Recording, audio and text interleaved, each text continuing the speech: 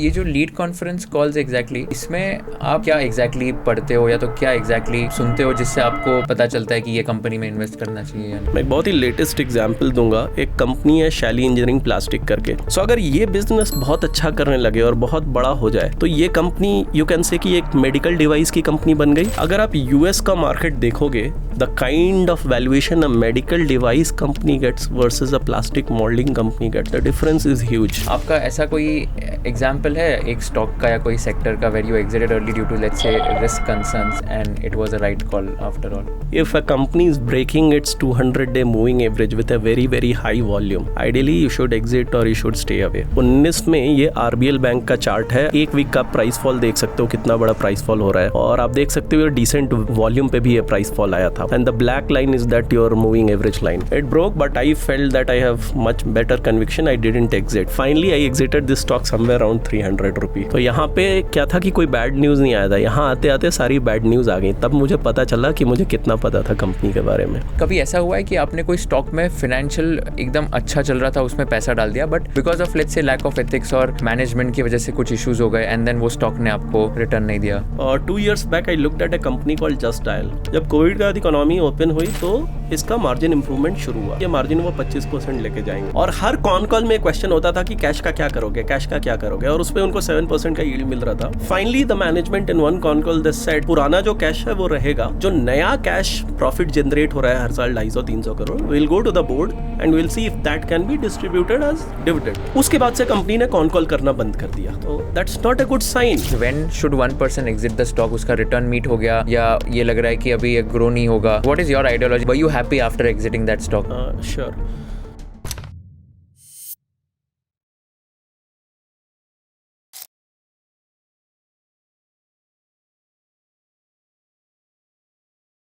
Video देखने से पहले मेरी एक रिक्वेस्ट है आप सबसे। मैं YouTube एनालिटिक्स देख रहा था एंड वहाँ पर देखा कि 82.6% of my audience who is watching this content has not subscribe to the channel. अगर मैंने आपको थोड़ी सी वैल्यू प्रोवाइड की होगी एंड आपको अगर कंटेंट बहुत अच्छा लग रहा है, I request all of you to please hit the subscribe button so that we can bring you the best quality of guest and give you the maximum value possible. Thank you so much for subscribing to our channel and enjoy this entire episode of conversation with Kushal. Hi Saurabh, welcome to conversation with Kushal. कैसे हो आप?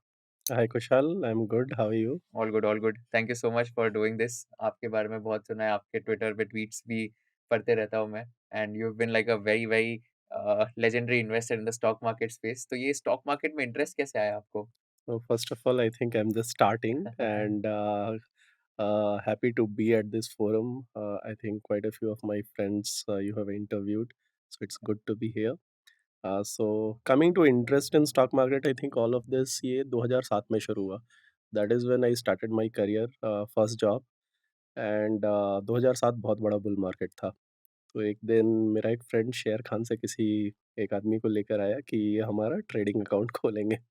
That is how it started. It didn't start well, but then that is where वो पहला जो कीड़ा लगा वो वहाँ पे लगा था।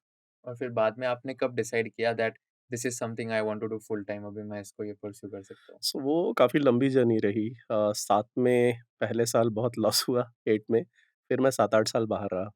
देन अगेन 2015 में I started investing again, and अभी 10 साल हो गए, but somewhere in 2021 I quit my job and 2021 में मैं फुल टाइम इन्वेस्टर बन गया।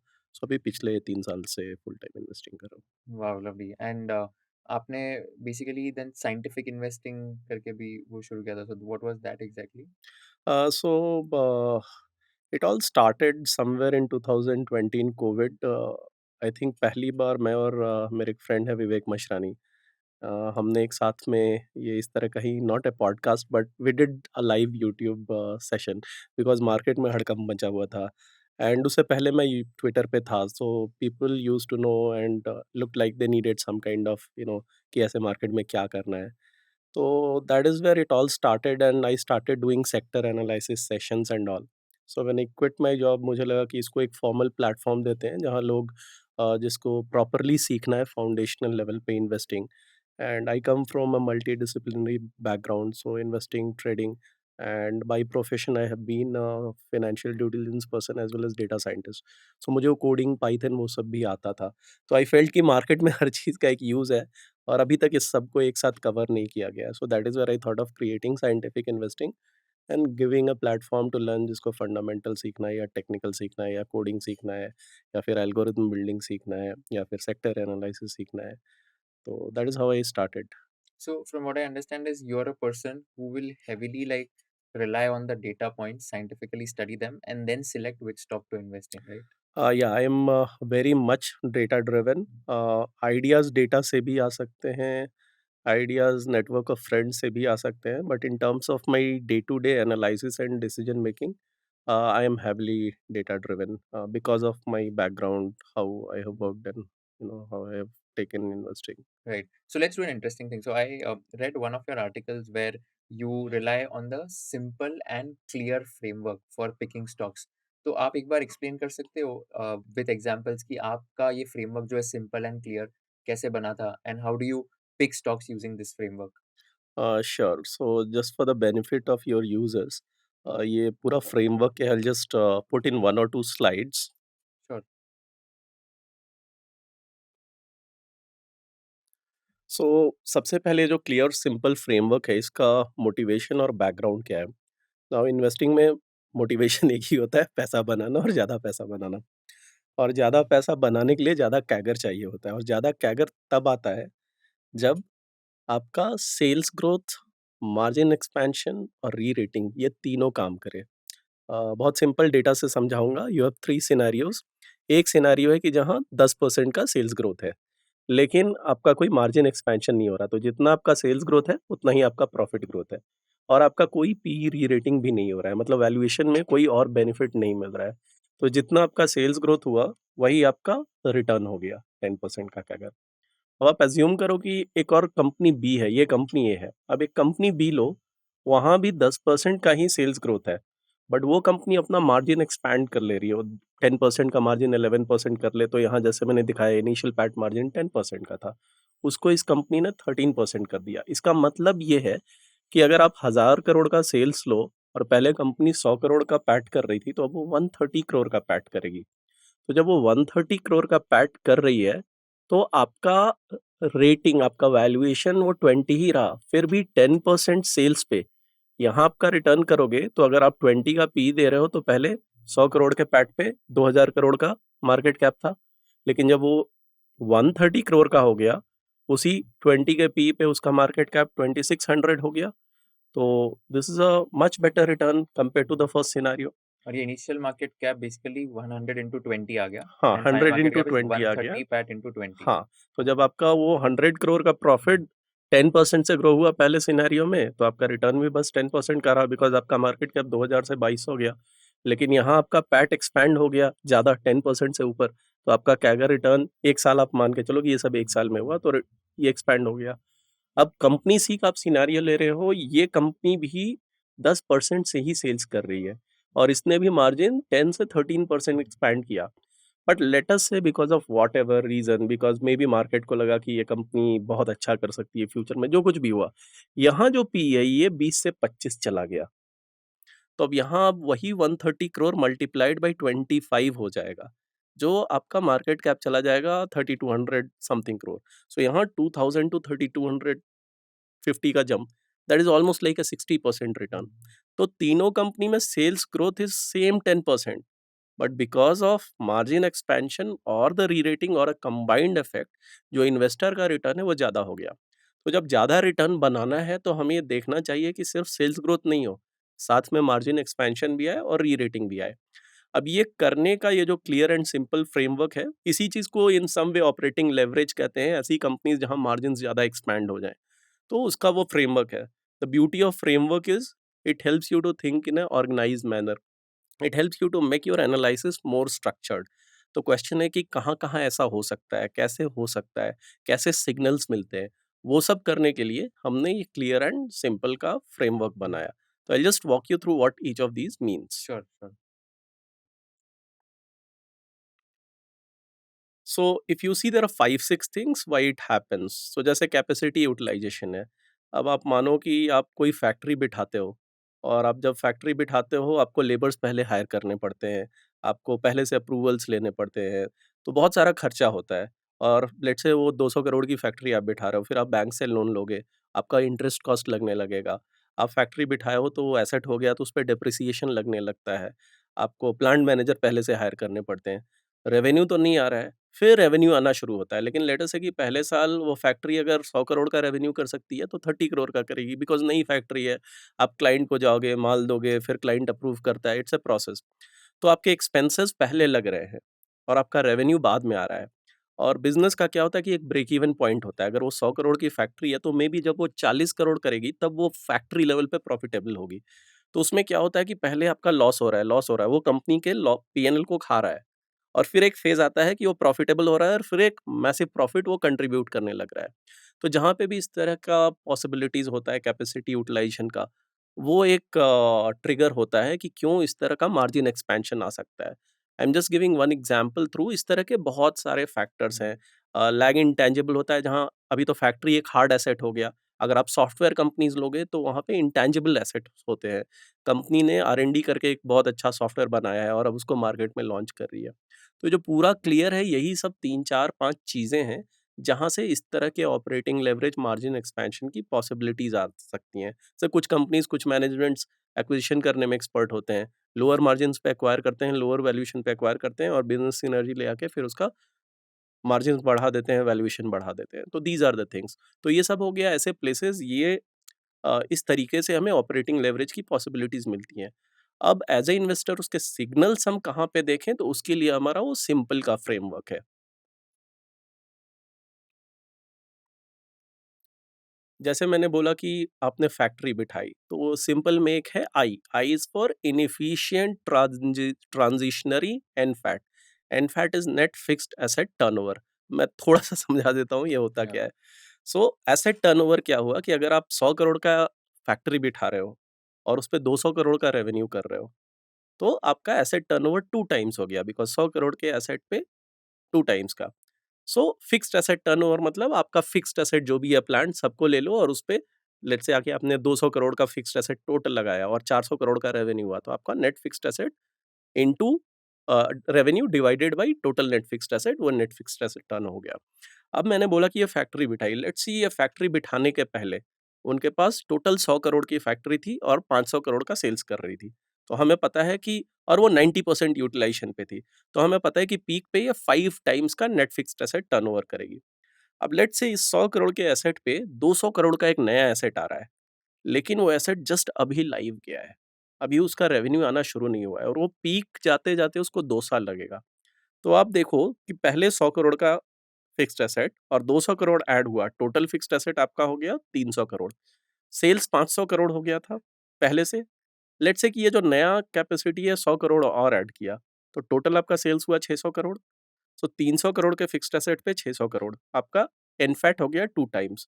आपको पता है कि ये कैपेबिलिटी नहीं है इसकी, इस एसेट की कैपेबिलिटी बहुत ज़्यादा है। कितनी ज़्यादा है? इफ यू अज़्यूम कि ये नई वाली भी कैपेसिटी पुरानी वाली कैपेसिटी के इतना सेल्स करेगी, तो 5 टाइम्स जा सकती है। तो 300 का 5 टाइम्स 1500 करोड़ है। आज के डेट में 600 करोड़ ही हो रहा है।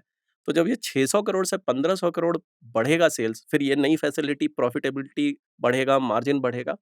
So this is how you'll get. So when you are getting into a inefficient transitionary NFAT, where you know कि ये ट्रांजिशनरी है, अभी ये नया आया है, ये मैं आपको बताता हूँ बहुत बिजनेसेस में होता है, नॉर्मल प्लांट में होता है, इवन हॉस्पिटल में आप देखो कि जब कोई नया हॉस्पिटल आता है, एक नया हॉस्पिटल बना, उसको 2 से 3 साल लगता है ब्रेक इवन करने में। वो ब्रेक इवन कब होता है? जब हॉस्पिटल का बेड यूटिलाइजेशन 60% के अराउंड पे पहुँचता है। तो these are the examples where it's very inefficient but we know कि 1 साल 2 साल में ये पीक यूटिलाइजेशन पे जाएगा, मार्जिन जाएगा, प्रॉफिटेबिलिटी जाएगा। तो व्हेनेवर आई सी कि हिस्टोरिक फिक्स्ड एसेट टर्नओवर कुछ और है और आज का वैल्यू उससे बहुत लो है, इसका मतलब ये नहीं कि हम जाके इन्वेस्ट कर दें, बट एक पॉसिबिलिटी है कि ऐसा क्यों हो रहा है? क्या यहाँ ऑपरेटिंग लेवरेज की पॉसिबिलिटी है? So this is how we get a signal. So I just explain the आई।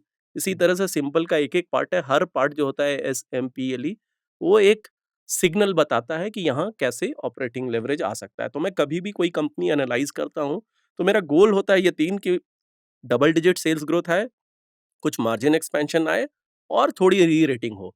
वो होने के चांसेस हैं या नहीं है, तो मैं देखता हूँ इस 5 में से कुछ होने वाला है या नहीं होने वाला है। That is how I try to put in a framework and that is how it works. जब आप री-रेटिंग बोलते हो, तो जो आपने प्रीवियस एग्ज़ाम्पल दिया 20 से 25 का री-रेटिंग हुआ था, तो ये री-रेटिंग जैसे अगर मुझे देखना है, तो मुझे बस पी रेशियो देखना है कि 20 से 25 हुआ क्या in the last let's say whatever time period is there. तो इसका मेन फैक्टर क्या होगा? लाइक लेट्स से ये this is something beyond my control right? And beyond company's control also. तो are we like giving factor to something which is beyond the company's control also to invest in that stock? Very good question, very good question. So कुछ चीज़ें हैं जो हमारे हाथ में है और कुछ चीज़ें हैं जो हमारे हाथ में नहीं है। अब मार्केट इसको कितना री-रेट करेगा ये तो हमारे हाथ में नहीं है। हमारे हाथ में ये है कि हम इसको कितना चीपर खरीद सकते हैं। उसको कहते हैं मार्जिन ऑफ सेफ्टी। सो जब आप एक चीज़ बहुत सस्ती खरीद रहे हो और उसमें कुछ अच्छी चीज़ें होने वाली हैं, तो आपको इतना तो पता चल गया कि अब री-रेटिंग के चांसेस हो सकते हैं, अगर एग्ज़ीक्यूशन हो जाता है। ऑफ़ कोर्स ये सब फ्यूचर है। कोई भी चीज़ ऐसा नहीं है कि 100% सर्टेन है। सेल्स ग्रोथ आना भी फ्यूचर है। But if you are certain that this will play out and it plays out and you have purchased it cheap, मैं एक बहुत ही लेटेस्ट एग्जांपल दूंगा। एक कंपनी है शैली इंजीनियरिंग प्लास्टिक करके, and what we are discussing nothing is a recommendation. But ये company basically plastic moulding की company थी। IKEA एक बहुत बड़ा कस्टमर था। तो it's a consumer segment company, home furnishing company. अभी इसमें क्या हुआ है कि ये जो इंसुलिन के हम लोग पेन लेते हैं ना, so this company is one of the few manufacturers in India जो पेन बनाती है, and it's a very IP driven business. So अगर ये बिज़नेस बहुत अच्छा करने लगे और बहुत बड़ा हो जाए, तो ये कंपनी यू कैन से कि एक मेडिकल डिवाइस की कंपनी बन गई। अगर आप यूएस का मार्केट देखोगे, the kind of valuation a medical device company gets versus a plastic moulding company gets, the difference is huge. India में ऐसी 1-2 ही कंपनी है। एक कंपनी है पॉली मेडिक्योर करके। आप जाके देखो उसको कितना ईवी एबिटा मिलता है, और एक पी ले लो आप, ईवी एबिटा जो भी वैल्यूएशन ले लो, और एक प्लास्टिक मोल्डिंग कंपनी को कितना मिलता है। तो यहाँ आपको पता है कि ओके, यूएस में भी ये हुआ है, इंडिया में भी हुआ है। उसका रीज़न ये है कि मेडिकल डिवाइस का जो बिज़नेस होता है बहुत स्टिकी बिज़नेस होता है। डॉक्टर्स एक बार कोई चीज़ रिकमेंड करते हैं तो वो जल्दी छोड़ते नहीं है। एक वैल्यूएशन प्रीमियम इसलिए मिलेगा क्योंकि एशिया में बहुत कम कंपनी है, इंडिया में सिंगल कंपनी है जो कर रही है। तो आपको इतना तो पता है कि डी-रेट नहीं होगा, री-रेट कितना होगा ये पता नहीं होता। उसके लिए फिर वो टेक्निकल में घुसना पड़ता है कि कब तक री-रेटिंग चल रहा है, नहीं चल रहा है। बट प्रोबेबिलिटीज़ पे खेलते हैं, सारा गेम प्रोबेबिलिटी का होता है, कितना होगा वो तो भगवान बता सकते हैं। Correct. No I think fair make sense. इसमें बस मैं ये पढ़ रहा था तो सिंपल फ्रेमवर्क में आपने अभी लिखा है standard deviation of margin, inefficient transitionary and fat, mismatch profitability, peer financial ratios, lead conference call. तो ये जो लीड कॉन्फ्रेंस कॉल्स एग्जैक्टली इसमें आप क्या एग्जैक्टली पढ़ते हो या तो क्या एग्जैक्टली आप सुनते हो जिससे आपको पता चलता है कि ये कंपनी में इन्वेस्ट करना चाहिए या नहीं? So I will tell you a very simple way. Screener, I think कोई भी जो इन्वेस्टिंग में, हर कोई screener.in यूज़ करता है, and they keep adding lot of beautiful features. एक फीचर उसमें है, एंड मैंने एक यूट्यूब भी बनाया था वीडियो अपने चैनल पे कि how to use this feature on screener. एक फीचर है जहाँ पे आके जाके आप कोई भी text keyword across annual report, across con call search कर सकते हो।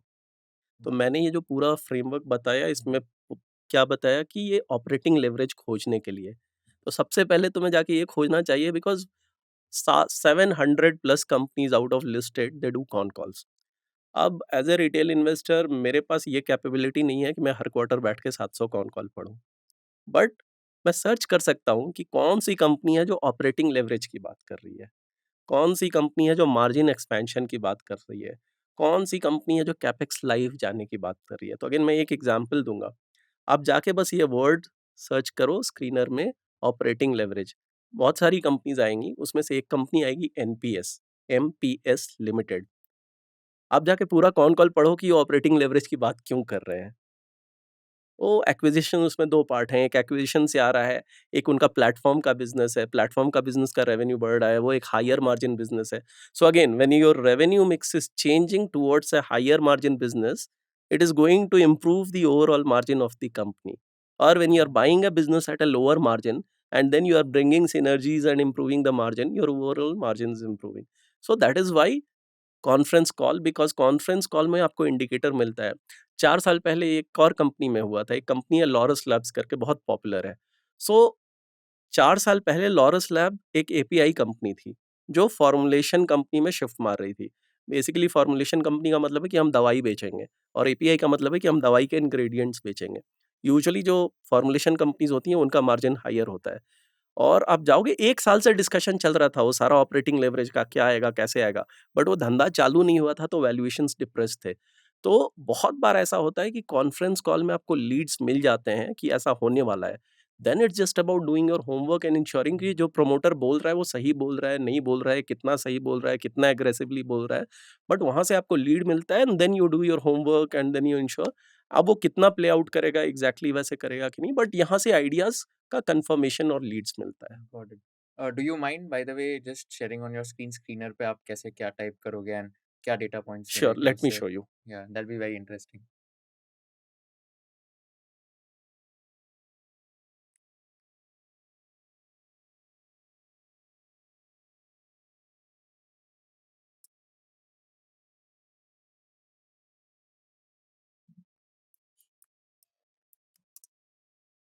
ठीक है, so this is screener which we have open या एंड यहाँ पे सर्च में ऑपरेटिंग लेवरेज डाल दिया। अभी ओके। जैसे ही आपने ऑपरेटिंग लेवरेज डाला यू कैन सी आपको बहुत सारी चीज़ें आने लगी। सबसे पहले लेटेस्ट जो अभी कॉन कॉल्स हुए हैं, अगर ये अनाउंसमेंट में भी सर्च होता है, कॉन कॉल में भी, मैं इसको कॉन कॉल पे रेस्ट्रिक्ट कर दे रहा हूँ ओके। और मैं एग्ज़ैक्ट फ्रेज़ रेस्ट्रिक्ट कर दे रहा हूँ।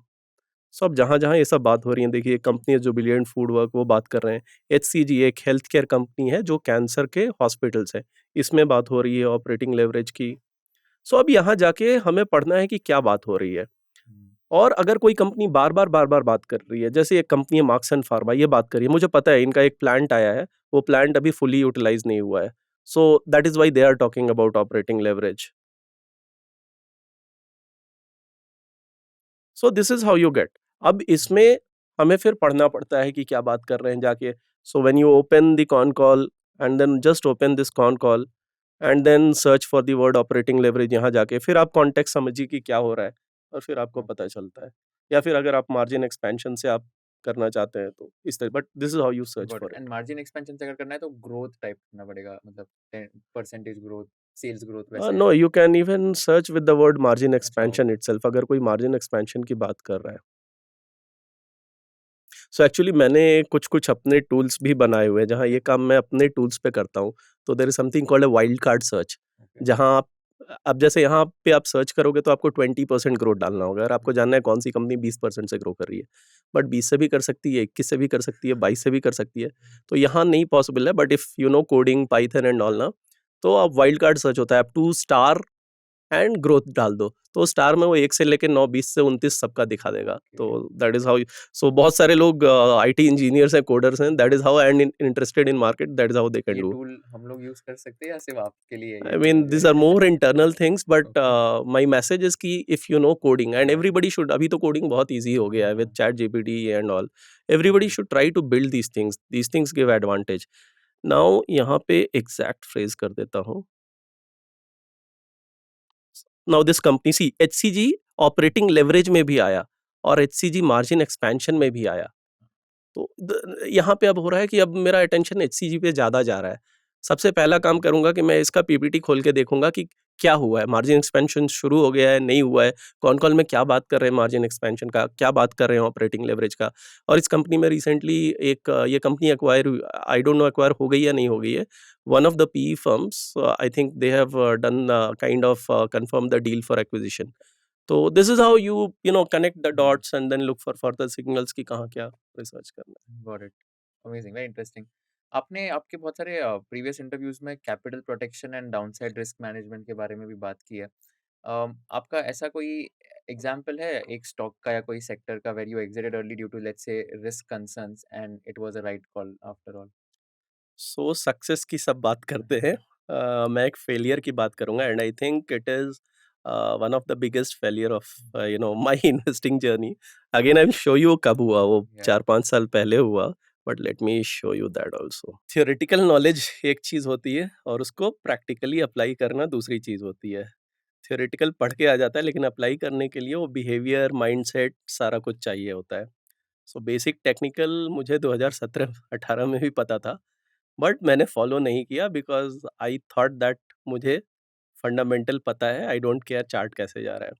सो in technical there is a saying कि if a company is breaking its 200 day moving average with a very, very high volume, ideally you should exit और you should stay away. So 2019 में ये RBL bank का chart है। I was invested in RBL bank at that time. You can see there is a huge, ये weekly chart है, एक बार is 1 week, एक वीक का प्राइस फॉल देख सकते हो कितना बड़ा प्राइस फॉल हो रहा है। और आप देख सकते हो डिसेंट वॉल्यूम पे भी ये प्राइस फॉल आया था। And the black line is that your moving average line.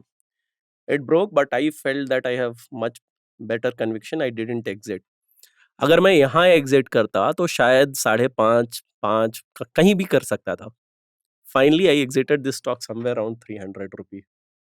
तो यहाँ पे क्या था कि कोई बैड न्यूज़ नहीं आया था, यहाँ आते-आते सारी बैड न्यूज़ आ गई, तब मुझे पता चला कि मुझे कितना पता था कंपनी के बारे में। तो these are the places where if you follow some kind of rules of risk management, सी एक इन्वेस्टर के लिए उसका रिस्क मैनेजमेंट होता है कंपनी को बेटर तरीके से जानना एंड उसका मार्जिन ऑफ सेफ्टी। एंड अगर आप 10 बेट लोगे तो उसमें 3-4 बेट गलत जाएंगे ही जाएंगे। और हर सेक्टर एक बस समान नहीं होता, कुछ सेक्टर्स ज़्यादा कॉम्प्लेक्स होते हैं। Leverage business, banking business, pharmaceutical business, ये सब बहुत कॉम्प्लेक्स है। हमें नहीं पता होता कि अंदर क्या हो रहा है, कंपनी के सीईओ को बहुत बार पता नहीं होता अंदर क्या हो रहा है, क्या फ्रॉड चल रहा है। तो या तो हम वहाँ पे बहुत कॉशियस रहें और निकल जाएँ, या फिर दूसरा है कि अगर हम ट्रेडर हैं और हम इन्वेस्टर होके भी टेक्निकल को इम्प्लीमेंट कर सकते हैं, कि अगर कुछ बहुत ज़्यादा वरीसम हो रहा है, तो हम अपना एक स्टॉप लॉस रखें कि इससे नीचे गया तो मैं निकल जाऊँगा। तो that is where we have to follow, so I didn't follow here and that gave me a big lesson. So उसके बाद से गलतियाँ अभी भी होती हैं, गलतियाँ होती रहेंगी because all of us are human, but mistakes इतने बड़े नहीं होते, मिस्टेक्स अब छोटे-छोटे हो जाते हैं। कि अगर गिर रहा है तो ठीक है, 10% की जगह 15% गिरने के बाद बेच दिया, उतना बड़ा लॉस नहीं किया। But yeah, this was one which gave, and in fact, recently, I think this is a tweet of June. So I saw this cycle of MFI again. Everybody was bullish. The charts were telling that the cycle has ended. And finance में क्या होता है ना, charts गिरते हैं, bad news बाद में आता है. And same has happened in MFI. If you see right now, all the numbers are butchered again, NPAs are increasing, and all of that is happening. So this is the learning of RBL Bank, which protected me in this cycle from repeating the same mistake and across the sector. Got it, interesting. And इसमें अगर आप जैसे कोई stock में invest कर रहे हो तो आपने जैसे सेल्स एक्सपेंशन, मार्जिन एक्सपेंशन, री-रेटिंग की बात की, but before investing in a stock you also analyse through a lot of data. ऐसे और कौन से फाइनेंशियल रेशियोज है या तो और कौन से नंबर्स है जिस पे आप बहुत ध्यान देते हो एंड देन यू डिसाइड कि इसमें इन्वेस्ट करना चाहिए? सो it's a multi step process. पहला स्टेप क्या होता है ना कि आप सबसे पहले ओवरऑल नंबर्स देखते हो। तो अगेन मैं बिकॉज़ डेटा से हूँ, मैंने हर चीज़ के लिए एक टूल बनाया हुआ है, तो मैं ओके, आपको एक और टूल दिखाता हूँ। हाँ, श्योर, श्योर। ये टूल्स आपने बनाए सारे? See, first, thanks to platforms like Screeners and all, which have made our life easier. Hmm, So this Excel tool resides Screener में एक फैसिलिटी होती है एक्सपोर्ट टू एक्सेल की। करेक्ट। तो बेसिकली मैंने उसको पूरा फुल ब्लोन एक टूल अपना बनाया है, एक्सपोर्ट टू एक्सेल यूज़ करता हूँ, but I have other tools also like I told कि कुछ पाइथन में बनाया है, एक पावर बीआई और करके सॉफ्टवेयर होता है, कुछ उसमें बनाया है, कुछ नॉर्मल एक्सेल में बनाया है। So this one is on Excel which resides on screener. हुँ,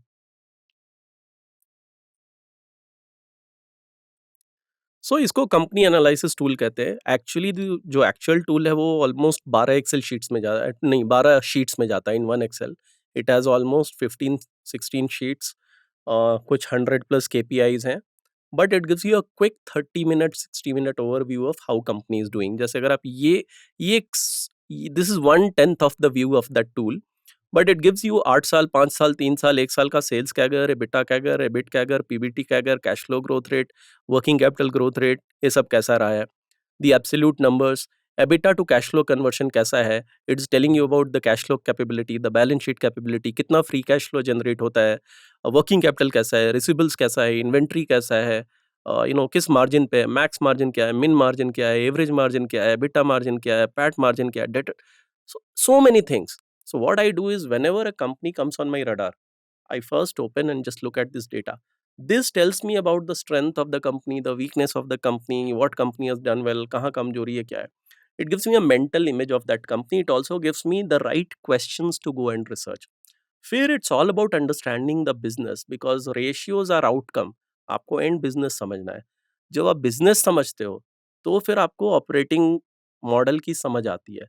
फिर आप फिर से कुछ फाइनेंशियल रेशियोज देखते हो, बट वो जो रेशियोज होते हैं वो ऑपरेशंस और फाइनेंस के रेशियोज होते हैं। मैं आपको अगेन एक एग्ज़ाम्पल से समझाऊँगा। अभी मैं एक वर्कशॉप का वेबिनार कर रहा हूँ ज्वेलरी सेक्टर पे। अगर आप ज्वेलरी का धंधा देखोगे, जब आप समझोगे, जो मेरी समझ है, I have just started reading, it's a 3 step business model जो रिटेल ज्वेलरी के स्टोर होते हैं। आपको सबसे पहले इन्वेंट्री उठानी है ज्वेलरी की, वो डिज़ाइन वो सब करो। अब इन्वेंट्री उठाने के लिए पैसा चाहिए, तो आपको वर्किंग कैपिटल लोन चाहिए होता है, बिकॉज़ आपको आप 10 करोड़ की ज्वेलरी उठाते हो, 20 करोड़ की, तब आप एक रिटेल स्टोर सेटअप करते हो। तो आपको एक वर्किंग कैपिटल लोन लेना पड़ता है, इन्वेंट्री उठानी पड़ती है, डिज़ाइन्स वो सब करके, फिर आपको उसको सेल्स में कन्वर्ट करना पड़ता है। क्योंकि अगर आपका इन्वेंट्री हो गया और सेल्स कन्वर्ट नहीं हो रहा है, तो धंधा नहीं चल रहा है। और सेल्स में प्रॉफिटेबली कन्वर्ट करना होता है, that is where you make EBITDA margin. जो कंपनी सबसे एफिशिएंटली पर रूपी डेट पे ज़्यादा इन्वेंट्री बिल्ड कर सकती है और पर रूपी इन्वेंट्री को सबसे ज़्यादा सेल्स में कन्वर्ट कर सकती है और पर रूपी सेल्स पे सबसे ज़्यादा एबिटा प्रॉफिट जनरेट कर सकती है, वो कंपनी सबसे एफिशिएंट होगी। अब आप उसको कैसे मेजर करोगे? रेवेन्यू पर स्टोर, इन्वेंट्री पर स्टोर, डेट पर store, revenue per square foot, inventory to sales turnover ratio, debt to inventory turnover ratio. So see, it started with fundamental, but अब मैं ऑपरेशन भी दे रहा हूँ, पर स्टोर स्क्वायर फुट एरिया भी ले रहा हूँ। This is my level 2 metric. Third level पे आप जाके दो सिमिलर कंपनीज को कंपेयर कर सकते हो। तो this is how you start with financial metric, but you also intermix the operational data and the financial data, and that helps you to compare companies. And when I compared in jewelry, I got a lot of insights कि दो company बराबर नहीं है, there is a lot of difference between two companies, how they are operating. That is where you understand the business model differences and all of that. So if you use this same example, आपने अभी इधर red mark किए, Green Marc किए, अलग-अलग colours mark किए। So quickly in like just अगर एक कोई एक इन्वेस्टर ये देखता है, तो आप एक्सप्लेन कर सकते हो आपने क्या इंटरप्रिटेशन की है इससे? क्या रेड फ्लैग्स है, क्या ग्रीन फ्लैग्स है? इससे क्या आपने इंटरप्रेट किया? ये सो अगर जानना आप है। यहाँ पे देखोगे तो सबसे पहले तो ये ग्रोथ का कलर कोड है। सो हुँ, रेड का मतलब नहीं है कि ये बुरा है, इट जस्ट मीन कि रिलेटिवली ग्रोथ 8 ईयर कैगर कम था, बट रिसेंटली धीरे-धीरे कंपनी का ग्रोथ बढ़ रहा है। So something good they are doing in last 3-4 years, so that इसका सेल्स ग्रोथ भी बढ़ रहा है, प्रॉफिट ग्रोथ भी बढ़ रहा है। Very healthy history. When you look at this company at 8 year basis, 5 year basis, 3 year basis, 1 year basis, this management has done very well, very consistent 20% growth, 22-26% growth. तो मेरे को यहाँ पता चल गया कि ग्रोथ वाइज कंपनी ने अच्छा किया है। अगर मैं इधर देखूं कि ये बिजनेस कितना वर्किंग कैपिटल एफिशिएंट है, अब आप देखिए ये कंपनी ऑलमोस्ट सेल्स का 45% इन्वेंट्री में होल्ड करती है। This is a very important business insight कि ये बिजनेस में ऐसा क्या हो रहा है कि ये बिजनेस 45% सेल्स का इन्वेंट्री में होल्ड कर रही है। ये जो मैं आपको नंबर्स दिखा रहा हूँ, ये एक राइस कंपनी का नंबर है। और अगर आप राइस जो खाते हो, बासमती राइस वो सब, सो राइस का जो होता है ना कि जितना राइस का एजिंग करते हैं, उतनी ज़्यादा राइस की क्वालिटी बढ़ती है। तो if you look at India Gate and Daawat and all these rice companies, so they maintain inventory and that inventory ages for months. अगर मैंने वो बिज़नेस पढ़ा नहीं होता, तो मेरे को इतना तो पता चलता कि ऐसा क्यों है कि इस बिज़नेस में अब या तो ये किसी अच्छे कारण से हो सकता है या फिर खराब कारण ये हो सकता है कि ये बिज़नेस मॉडल इतना खराब है कि इसको इन्वेंटरी इसका बिक नहीं रहा है माल। बट अगर आप जाके पढ़ोगे तो it's not a concern, because ये माल बिकने का इश्यू नहीं है, ये राइस एजिंग से राइस की क्वालिटी बढ़ने का इश्यू है। मैं ये नंबर नहीं देखूँगा तो मेरे दिमाग में एक ख़्याल नहीं आएगा कि ऐसा क्यों हो रहा है। So that is where I told you it's all about looking at this data and um, asking the right question in research. तो इस तरह से रिसर्च पे गाइडेंस मिलता है। किसी और सेक्टर की कंपनी में कोई और नंबर अच्छा हो सकता है, कोई और नंबर खराब हो सकता है। Third thing, if you see peak पे नेट फिक्स्ड एसेट टर्न, हमने क्लियर एंड सिंपल फ्रेमवर्क में फिक्स्ड एसेट टर्न की बात की थी। अब आप यहाँ पे देखोगे तो ये नंबर पीक पे 8.7 था, एवरेज 6.7 है, अभी 7 है। कोई ज़्यादा स्कोप नहीं है। अगर यही नंबर यहाँ पे 3 रहता, फिर मैं जाके देखता कि ये अभी 3 क्यों है? क्या कोई नया कैपेक्स आया है क्या? वो कैपेक्स का utilisation, this is how I am connecting my framework and the numbers and then going and analysing. Margin सही है, कंपनी पीक पे 37 की, एवरेज 25% की है, अभी 28 कर रही है। लेट्स से ये मार्जिन अगर 25% की जगह 15% रहता, तो द क्वेश्चन वाज़ कि क्या ये अपने मार्जिन के लोएस्ट ट्रैजेक्टरी पे है? तो मैंने आपका एक इंटरव्यू देखा था अभिषेक मुरारका के साथ। तो Abhishek is a dear friend. So Abhishek ने एक कॉन्सेप्ट की बात की थी, reversion to mean. So reversion to mean P&L में भी होता है, मार्जिन्स में भी होता है। मार्जिन्स भी कंपनीज़ के फ्लक्चुएट करते हैं। तो अगर मुझे पता है कि ये हायर बैंड है, ये मिड बैंड है और अभी कंपनी अपने लोएस्ट बैंड मार्जिन पे है। अगर स्ट्रक्चरली कंपनी में कुछ गलत नहीं है, जस्ट साइकिल प्ले आउट हो रहा है, तो मार्जिन इंप्रूव होगा वहाँ से। फिर मेरे को ऑपरेटिंग लेवरेज आएगा, मार्जिन एक्सपेंशन आएगा। This is where you look for all these things and this is how I look at this data. And ये जो डेटा है ये बेसिकली कोई भी एक रिटेल इन्वेस्टर स्क्रीनर से एक्सपोर्ट करके खुद भी बना सो सकता हर है। किसी को अपना टूल मैं आपको वो एक्सेल ही खोल के दिखा देता ओके, हूँ, तो हर हाँ, किसी को अपना एक एक्सेल बनाना पड़ता है। हाँ। So let me show you. So these are the tools actually we have built in scientific investing and our subscribers they have access to. So अगर आप देखोगे यहाँ पे तो ये समरी शीट हो गया जो मैंने आपको अभी दिखाया था, उसका एक छोटा सा पार्ट है, ये पार्ट हुँ, आपने देखा था। बट इसमें और भी बहुत सारी चीज़ें हैं। पीएनएल एनालिसिस के लिए, मार्जिन एनालिसिस के लिए, ऑपरेशनल एनालिसिस के लिए, बैलेंस शीट एनालिसिस के लिए, कैश फ्लो एनालिसिस के लिए, लेवरेज एनालिसिस के लिए। लाइक ये जो व्यू है ये आपको पूरा कैश फ्लो व्यू दिखा रहा है। कैश फ्लो कैसे ट्रांजिशन हुआ है, कितना EBITDA to cash flow conversion है, ये व्यू यहाँ से आ रहा है। ये व्यू आपको 8 year versus 5 year versus 3 year, cash कहाँ-कहाँ से आया है और कैश कहाँ-कहाँ गया है। तो काफ़ी इसमें एक्चुअली बहुत कुछ है। मेरा हुँ, एक जो वेबिनार होता है इस टूल पे ही 5 घंटे का वेबिनार होता है। Even in valuation we have 4 sheets, पूरा डीसीएफ ऑटोमेटेड है। बट इसमें आपको रिसर्च में एफर्ट डालना है assumption नंबर पे, वो एक्चुअल रिसर्च होता है। हुँ, तो these are the things which we have built and या वी यूज़ इट। तो कोई भी अपना इस तरह का टूल बना सकता है and then you can go and you can upload on screener and then every company gets analysed. Hmm, so जैसे in scientific investing our subscribers they get access to these kind of tools. इसका एक layer और है peer analysis tool. उसमें आप क्या कर सकते हो कि 5 कंपनीज़ को एक साथ हुँ, कंपेयर कर सकते हो। तो एलटी फूड बेटर है या केआरबीएल बेटर है, at least in terms of history and numbers you will get some insights. या फिर एक राइस बिजनेस है, राइस भी एफएमसीजी बिजनेस है, डेयरी भी एफएमसीजी बिजनेस है। How these two business models are different. So dairy में इन्वेंट्री नहीं होगी, राइस में इन्वेंट्री होगी। तो ये सब तो हम लोग यूज करते हैं तो ईजी है। But when you get into complicated sectors like pharma और B to B sectors, these are the nuances you analyze and these insights come out which um. normally just अगर एनुअल रिपोर्ट आप पढ़ो या simple P&L balance sheet देखो तो you may not be able to analyse those things. Got it. Also like discussing about let's say multi bagger stocks, बहुत लोगों को ये जानना होता है कि कौन से स्टॉक में मेरे को मल्टी बैगर रिटर्न्स मिल सकते हैं एटसेट्रा। आपका कोई ऐसे एग्जांपल है कोई स्टॉक का जिसने मल्टी बैगर रिटर्न्स दिए, या तो आपका क्या थीसिस था which made you to stick to that stock for long term? Yeah. So first, this word multi-bagger is very popular, but I will spend 2 minutes on this. See, there are different kinds of multi-bagger. Multi-baggers 10 साल में भी बनते हैं, multi-baggers 3 साल में भी बनते हैं और multi-bagger with in a year भी बनते हैं। और हर किसी का अपना इन्वेस्टमेंट स्टाइल होता है। आई am not a 5 year plus kind of investor. मेरा जो मेन होल्डिंग पीरियड होता है एक स्टॉक का, वो 1.5 साल से 2.5 साल 3 साल होता है। 80% of the stocks, 15-20% I hold for long 3 year 4 year 5 year 6 year, but 70-80% portfolio मेरा 1.5 से 3 साल में चर्न हो जाता है। तो मेरे लिए जो मल्टी बैगर बनेगा ना, वो उसी 1.5 से 3 साल में बनेगा, because I am a believer of market cycle and that is how it works. So one stock maybe I can discuss. एक कंपनी है न्यूजन टेक्नोलॉजीज करके। Again I come from IT, so sector पढ़ा हुआ था। So I will give you some brief about my process also और sure. कैसे हुआ क्या हुआ।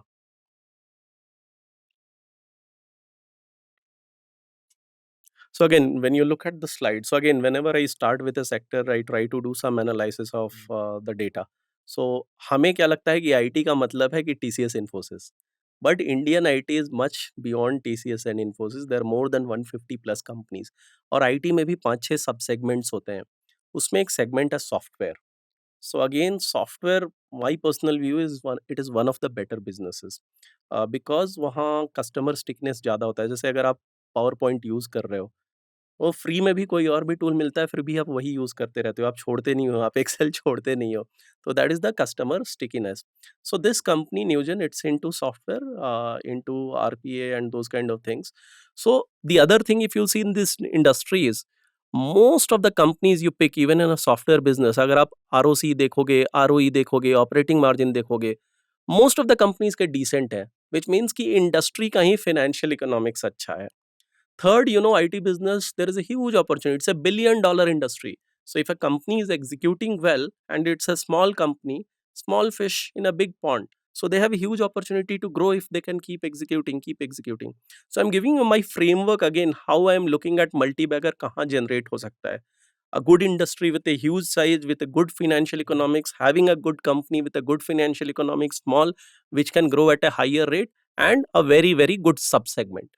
So पहले तो 150 आईटी कंपनीज में वही सॉफ्टवेयर, देन वाई सॉफ्टवेयर में why this company.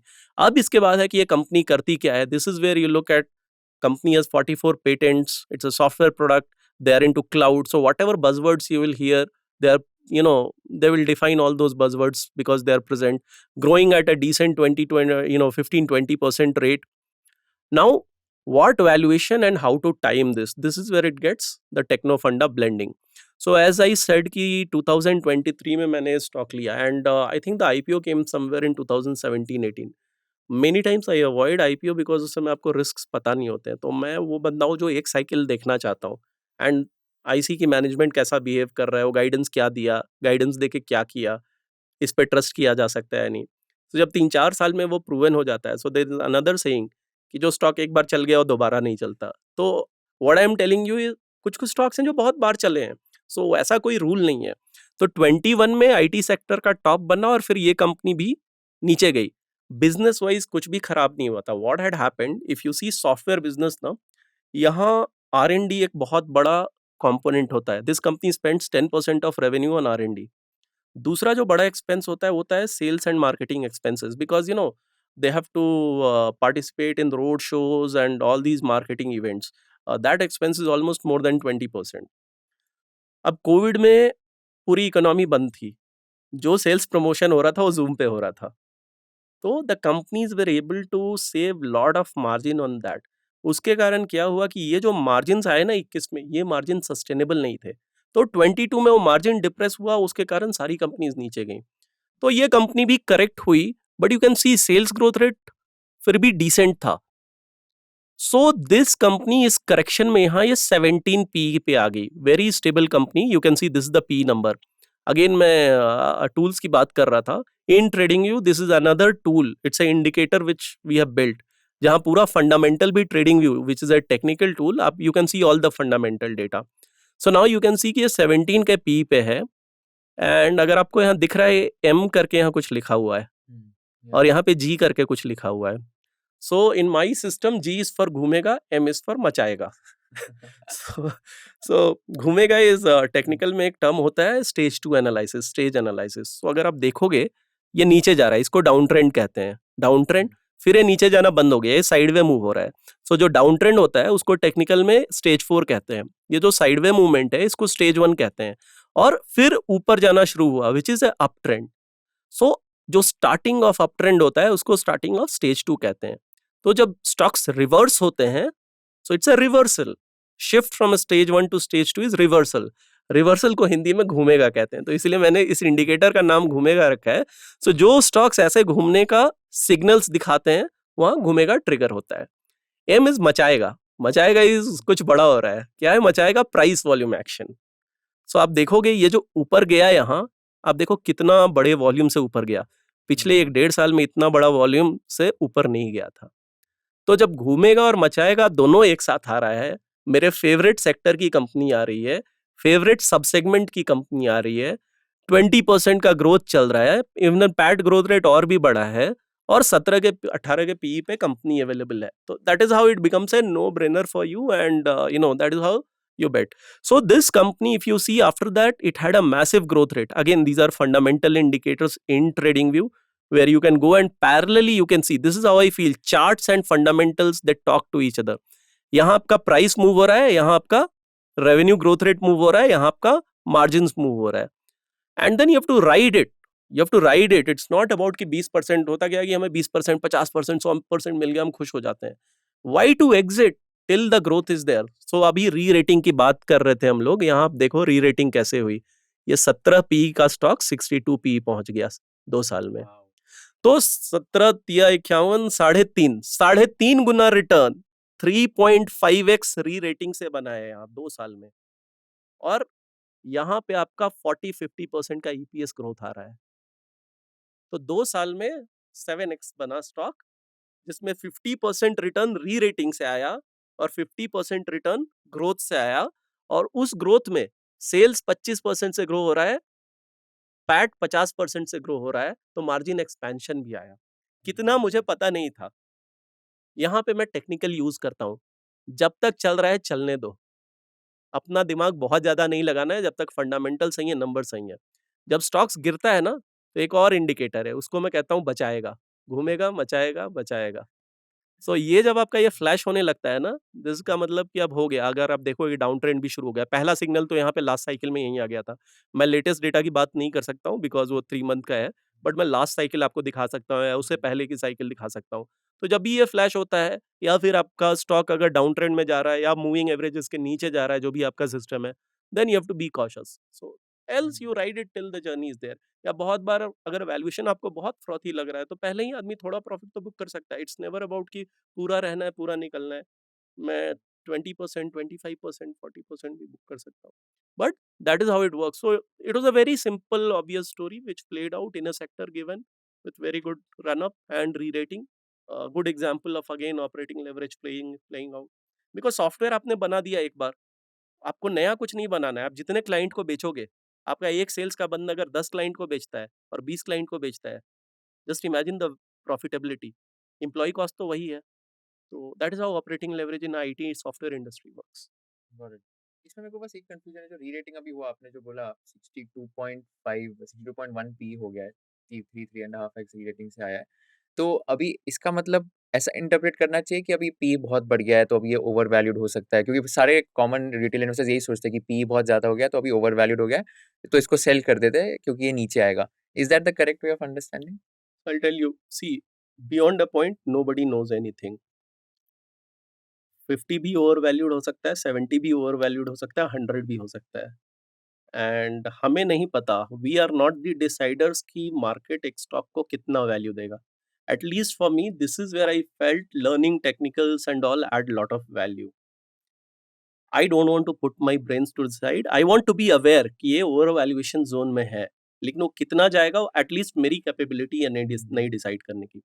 What I सी कि मार्केट अब अर्ली अर्निंग्स पे उस वैल्यूएशन पे कैसे रिएक्ट कर रहा है। तो मैंने एक्चुअली आईटी सेक्टर में जब 23 में पैसा लगाया था, पूरा एक बास्केट बना के लगाया था। उसमें एक और कंपनी मैं आपको दिखाऊंगा, रेटगेन करके कंपनी है। तो रेटगेन का भी ऐसा ही अर्निंग्स आ रहा था, उसका भी ऐसा ही ग्रोथ चल रहा था, वो भी 70-80 पी पे थी। फिर एक फेज आया कि रेटगेन का ग्रोथ रेट 70 से घट के 40% हो गया। So 40% is not a bad growth rate, but उस रिजल्ट पे स्टॉक 5% डाउन चला गया। That's a message to the market कि इस वैल्यूएशन के लिए 70 पी सही नहीं है, पी को नीचे आना चाहिए। तो these things very difficult to say, but this is where fundamentally I am aware that is frothy, but still I am riding. But the moment I see market is giving a message कि now this growth rate is not good for this valuation, you have to rely on your system and then you need to have a exit strategy. So maybe valuation frothy गया तो मैं 25% book कर लूंगा fundamental पे।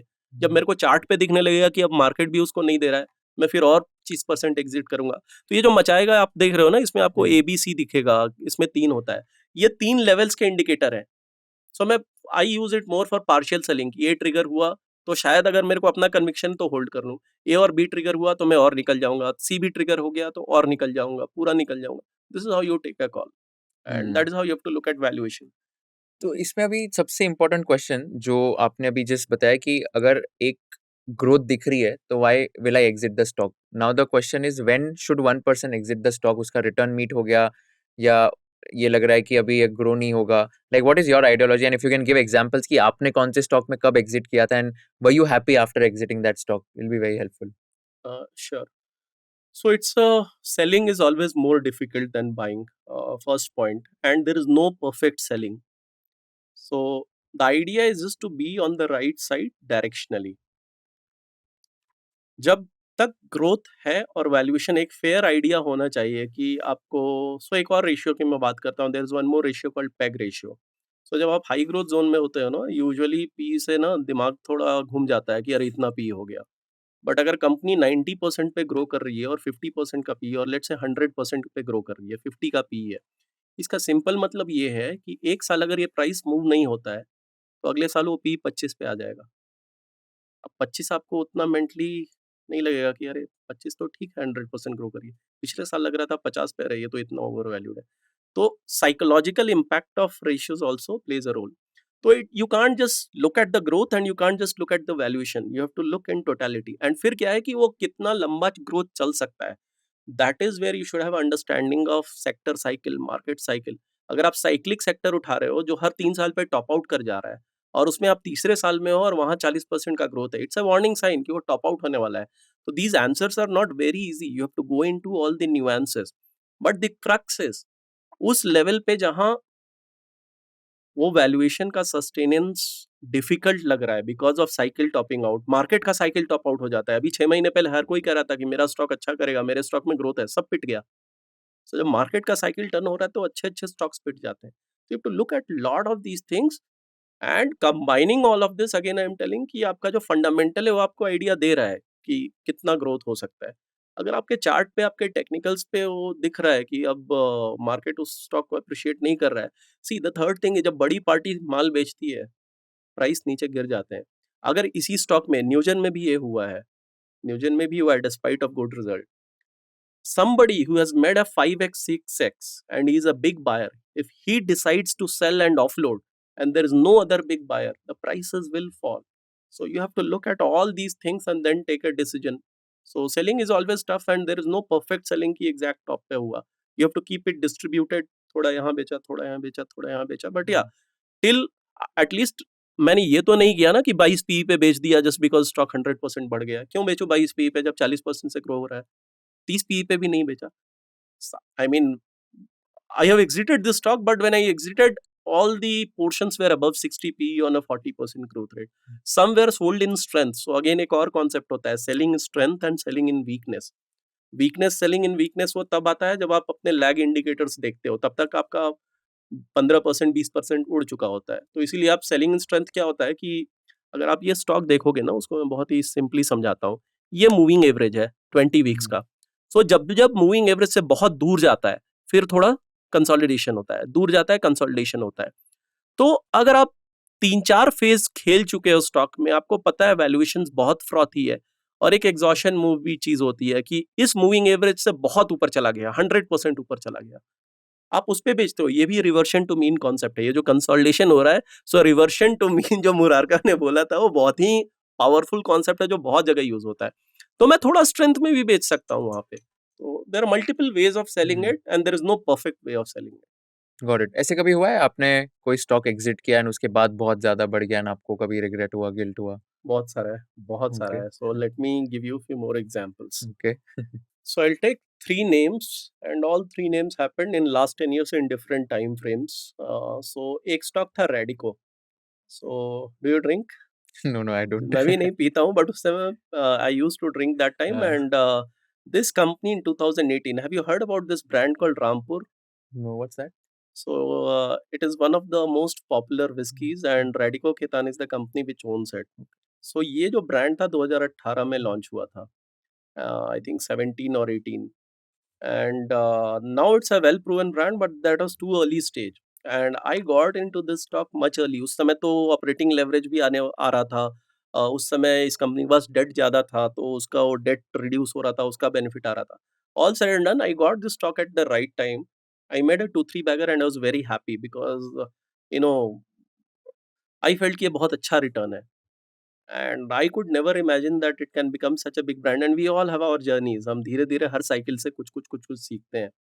Now when I see this stock is a 10 bagger, so which is a 26% CAGR return, which is a very good CAGR return. तो हम 20 जगह इधर से उधर घूम के, उधर से उधर घूम के जो रिटर्न बनाते हैं, अगर वो रिटर्न एक स्टॉक में बन सकता है, and that has not come easily. The stock has gone through more than 40% correction, I think twice in this 7-year journey. But I think, and right now, if you see, it's a big theme in India. I mean, just imagine when in India, 70-80% of the population is able to afford drinking premium liquor. So the opportunity size, the runway for this industry is huge. I think in one of the interviews, Madhu Kela sir has spoken about the potential of the industry and all. So I felt, अब जब मैं hindsight में देखता हूँ, तो I realize कि that was a too early exit. So that is one. Second, there are certain sectors which are wealth creating sector. ठीक है, उसमें ना कुछ तो होल्ड करके रखना चाहिए लॉन्ग टर्म के लिए, जब आपको एक अच्छी कंपनी मिल जाए। See, IT, wealth management, pharma, if you look at the history of multi-baggers, sustainable, lot of multi-baggers have come from these kind of sectors because simple reason, huge opportunity size, capable company, creating something differentiating. उसमें कब वो बड़ी चीज़ होगी ना बहुत बार पता नहीं होता, आपको बैठना पड़ता है। तो हमें क्या लगता है स्पेशली कभी-कभी ना टेक्निकल सीखने के लिए लगता है कि हम सब कुछ टाइम कर सकते हैं, ऐसा नहीं होता। वो साव नज़र से हटता है और स्टॉक भाग जाता है and once it goes out of your risk reward zone then you can't enter. So 2 companies हैं हेल्थ केयर में, there is a very, very small. ये कंपनी पहले हार्डली 1000 करोड़ की उससे भी कम 500 करोड़ की कंपनी हुआ करती थी, कोई हॉस्पिटल, कोई medical. When you look at a hospital business on all the metric, so hospital में revenue per operating bed, EBITDA per operating bed, return on capital. This company, despite of being a very small company, it had one of the best metrics, very good promoter, very well run. I again exited, made decent money, exited. And when I look back again, I don't think I would have done a decent CAGR than what was there. And there was no reason to sell just because पैसा बन गया इसलिए बेच दिए.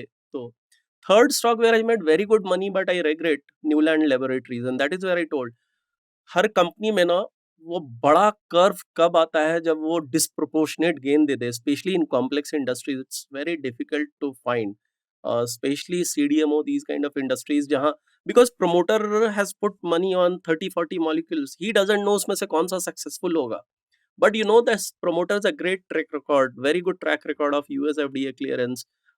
He's investing in right phases, investing in right areas, has been executing well. So this is a company, again इसका video मेरे YouTube channel पे available है. कभी कभी आपको ओवर कॉन्फिडेंस आ जाता है जब आप एक स्टॉक में 2-3 बार पैसे बनाते हो.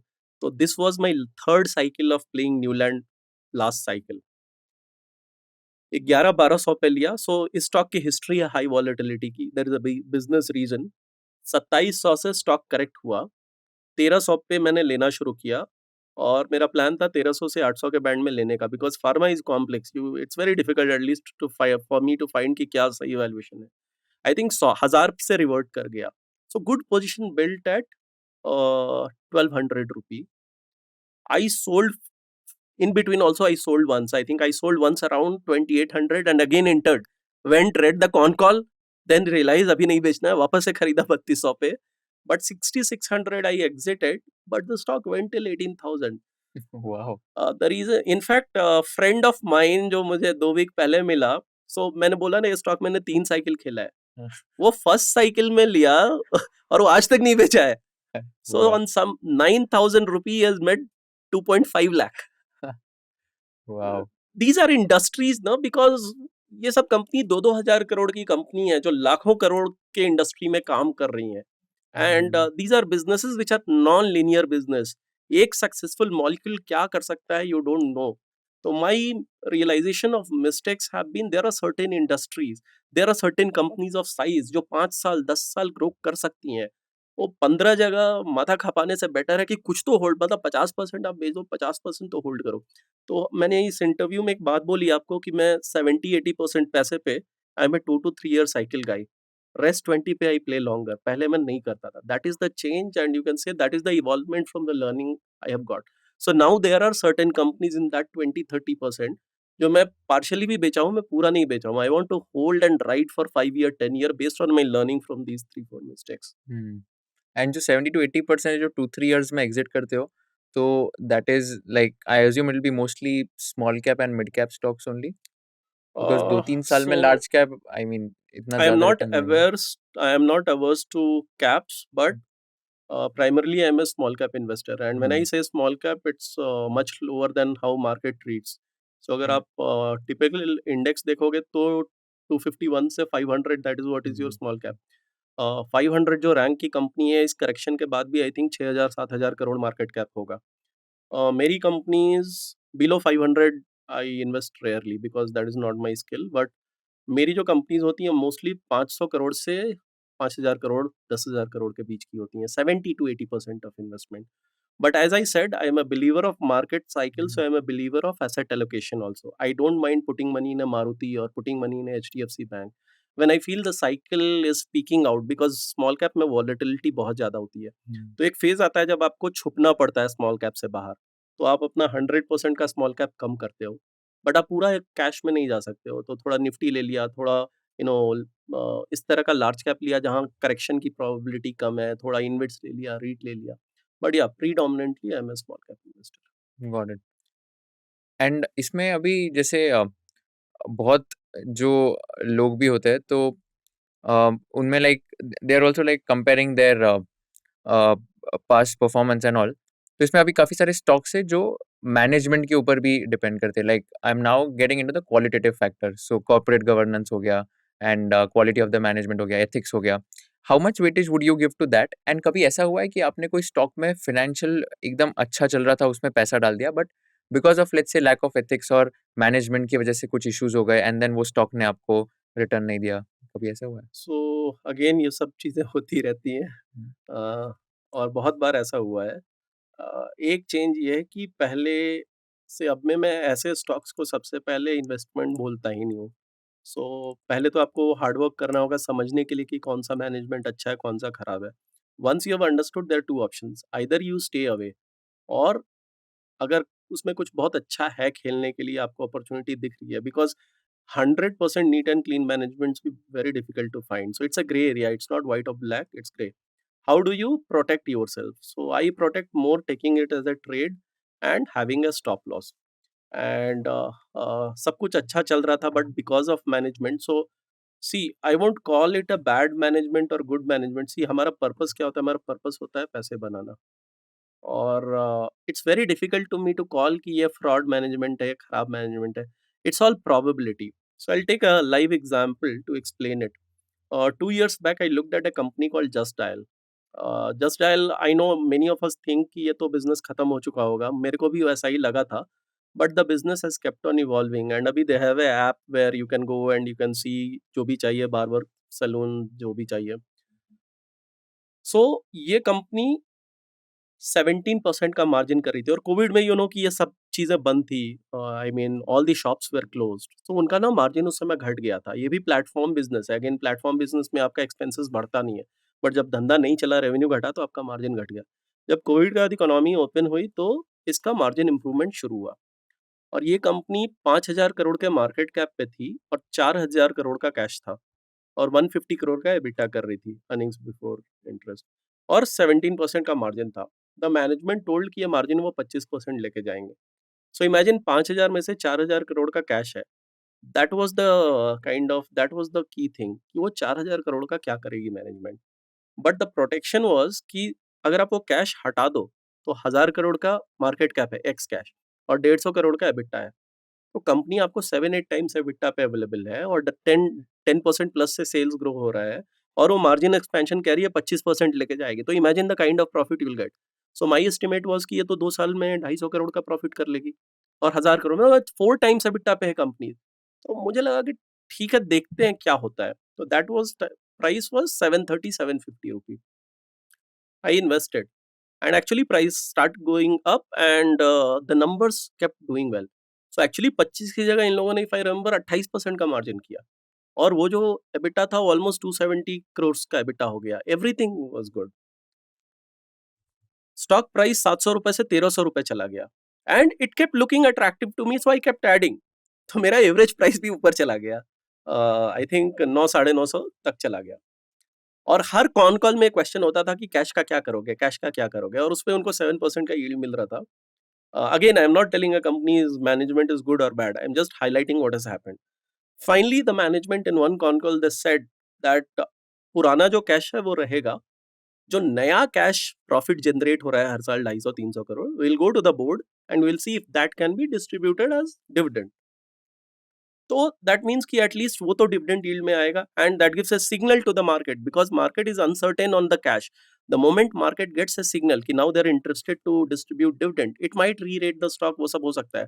अगर आप इंडिया मार्ट और जस्ट डायल का वैल्यूएशन देखोगे, दोनों में जमीन आसमान का अंतर है। उसके बाद से कंपनी ने कॉन कॉल करना बंद कर दिया, तो that's not a good sign. I don't know whether tomorrow they will distribute the cash, distribute the dividend, what they will do. And फिर धीरे-धीरे वो 1400 से 1300 है, 1200 है, 1100 है, अभी वो 850, 900 पे है। तो I made decent money, but I ended up, because of averaging up at this whole thing going wrong, I exited in no profit, no loss, and given the kind of money has been made in last 2 years, that's an opportunity loss for me. So yeah, I mean, these are the kind of things you go through, but yeah, businesses come with a risk, and I took that risk. It didn't pay. So it is not an outright kind of fraud, but even these are the things you can call it, governance related issues right. which can impact. And कभी other way round हुआ है, जैसे financially बहुत strong नहीं है starting में, financial red flags काफ़ी ज़्यादा है, but management is very strong, ethics बहुत है, इंटेग्रिटी है and corporate governance is solid, that is has that happened और उसमें फिर पैसा बना है? So that's a very strong theme to make money. So usually क्या होता है कि आप हमारी जो टिपिकल लर्निंग होती है हम जब इन्वेस्टमेंट सीखते हैं, जिस कंपनी का रोसी सबसे अच्छा है, जिस कंपनी का ग्रोथ सबसे अच्छा है, जो कंपनी सबसे ज़्यादा ग्रो हो रही है, जब सब कुछ अच्छा है तो उसको वैल्यूएशन भी तो अच्छा मिलेगा। और जब सब कुछ अच्छा हो चुका है तो कितना री-रेट होगा। Market is intelligent. जो कंपनी यहाँ से यहाँ जा सकती है, री-रेटिंग के चांसेस वहाँ ज़्यादा होते हैं। तो for me actually it's a hunting ground. So I'll give you one or two example. Again, 1.5 years back, there is a company called Time Technoplast. See, this company I've been tracking from last 3-4 years, and I always used to discard this company thinking क्योंकि इसका business model मेरे को उतना strong नहीं लगता था। मुझे लगा कि ये कंपनी कभी भी अपने डेट ट्रैप से बाहर नहीं निकल पाएगी और इस कंपनी का रिटर्न ऑन कैपिटल कभी भी 12-13% से ज़्यादा नहीं जा पाएगा। Why these numbers are important is ये कहता है कि आप ₹100 पे कितना रुपया जनरेट कर सकते हो। आप जितना रुपया जनरेट कर सकते हो, उतना डिप्लॉय कर सकते हो अगर there is enough demand. So it's a flywheel. तो जब आपका रोसी उतना ज़्यादा है नहीं, तो आप पैसा ज़्यादा जनरेट नहीं करोगे। जनरेट नहीं करोगे तो डेट पे नहीं कर पाओगे। डेट पे नहीं कर पाओगे तो आपका वो वैसा ही बैलेंस शीट बना रहेगा। सो वैल्यूएशन में हर चीज़ का इम्पोर्टेंस होता है। बैलेंस शीट का भी एक इम्पोर्टेंस है। तो I thought this company will not get re-rated. 2 years back, the management decided that they will become debt free in next 1 year by selling a part of that business. Again, that story has changed like little bit, but the story is still intact. So when management decides to do that and they're putting in action every second months, you are seeing कि ये non core asset offload कर रहे हैं, ये कर रहे हैं, वो कर रहे हैं, you're getting an idea. So when I decided to do that, it was not best of the things, but things are happening. It's an ongoing story which is happening. So I am interested in these kind of stories where you have some signals of execution and it can be transitioned from one level to another level, because that is what re-rates. There is one more stock called Markson Pharma. This is like little older, 3 years back.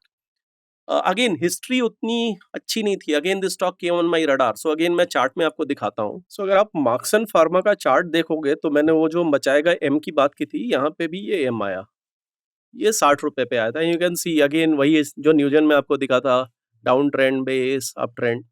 And उस समय इसका valuation भी बहुत attractive था, but company का history कुछ खास नहीं था. हिस्टोरिकली वेल्थ क्रिएशन कंपनी नहीं थी. दूसरा फार्मा ऐसे भी थोड़ा कॉम्प्लिकेटेड बिजनेस होता है. लकली ये ओटीसी मार्केट में थे, जो फिर भी थोड़ा ईजी है समझने को. But usually when you look at pharma businesses, na, they will spend 5%, 6%, 7% on R&D as a part of sales. This company was, I think it was spending less than 2%. So I had few doubts on in mind कि history कुछ great नहीं रहा है और इतना R&D पे भी spend नहीं करते, कहाँ से इतना ग्रोथ आएगा.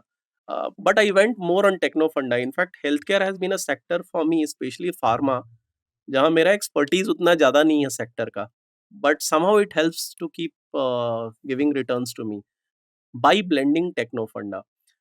अच्छी चीज़ क्या हो रही थी? सिस्टम में आया, प्राइस वॉल्यूम एक्शन था, वैल्यूएशन सस्ता था, OTC is easier business.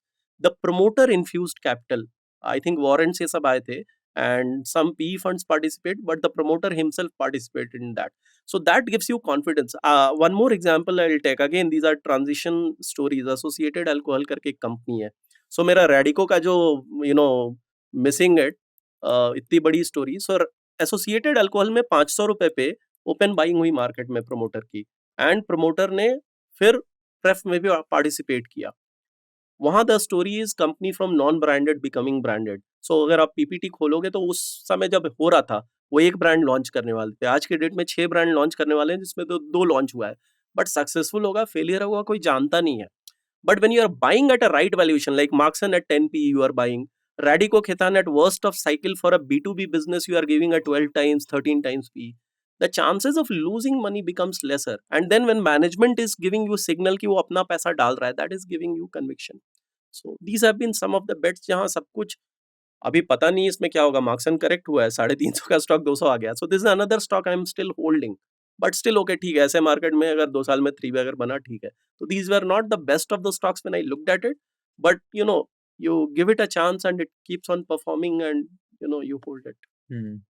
We've actually spoken a lot about the stocks that you have made money like 2x 3x or some sort of return, but ऐसे कोई काफी stocks है जो आपने loss में भी एग्जिट किए एंड आपका काफी लॉस हुआ था एंड क्यों हुआ था? So I'll talk about a recent stock Mhm. itself, and despite of being right on the sector, I lost money. So let me show you by chart where I Yeah, lost money. sure. See, auto is a sector which I timed well. I wrote a blog in 2022, did a webinar in early 23, and it went well. Again, played a basket approach once I had some 7 8 stocks in auto sector. And this is a tweet of mine. If you see this tweet, this was done in April 24. Be cautious of all ancillary companies, high exposure to CV. Another tweet. I did reduce my exposure.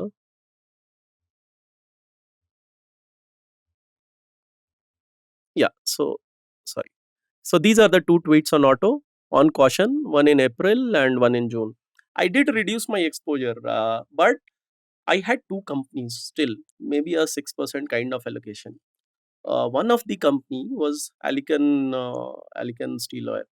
So this company came out of a 3 year breakout. Why I held it, I will tell you.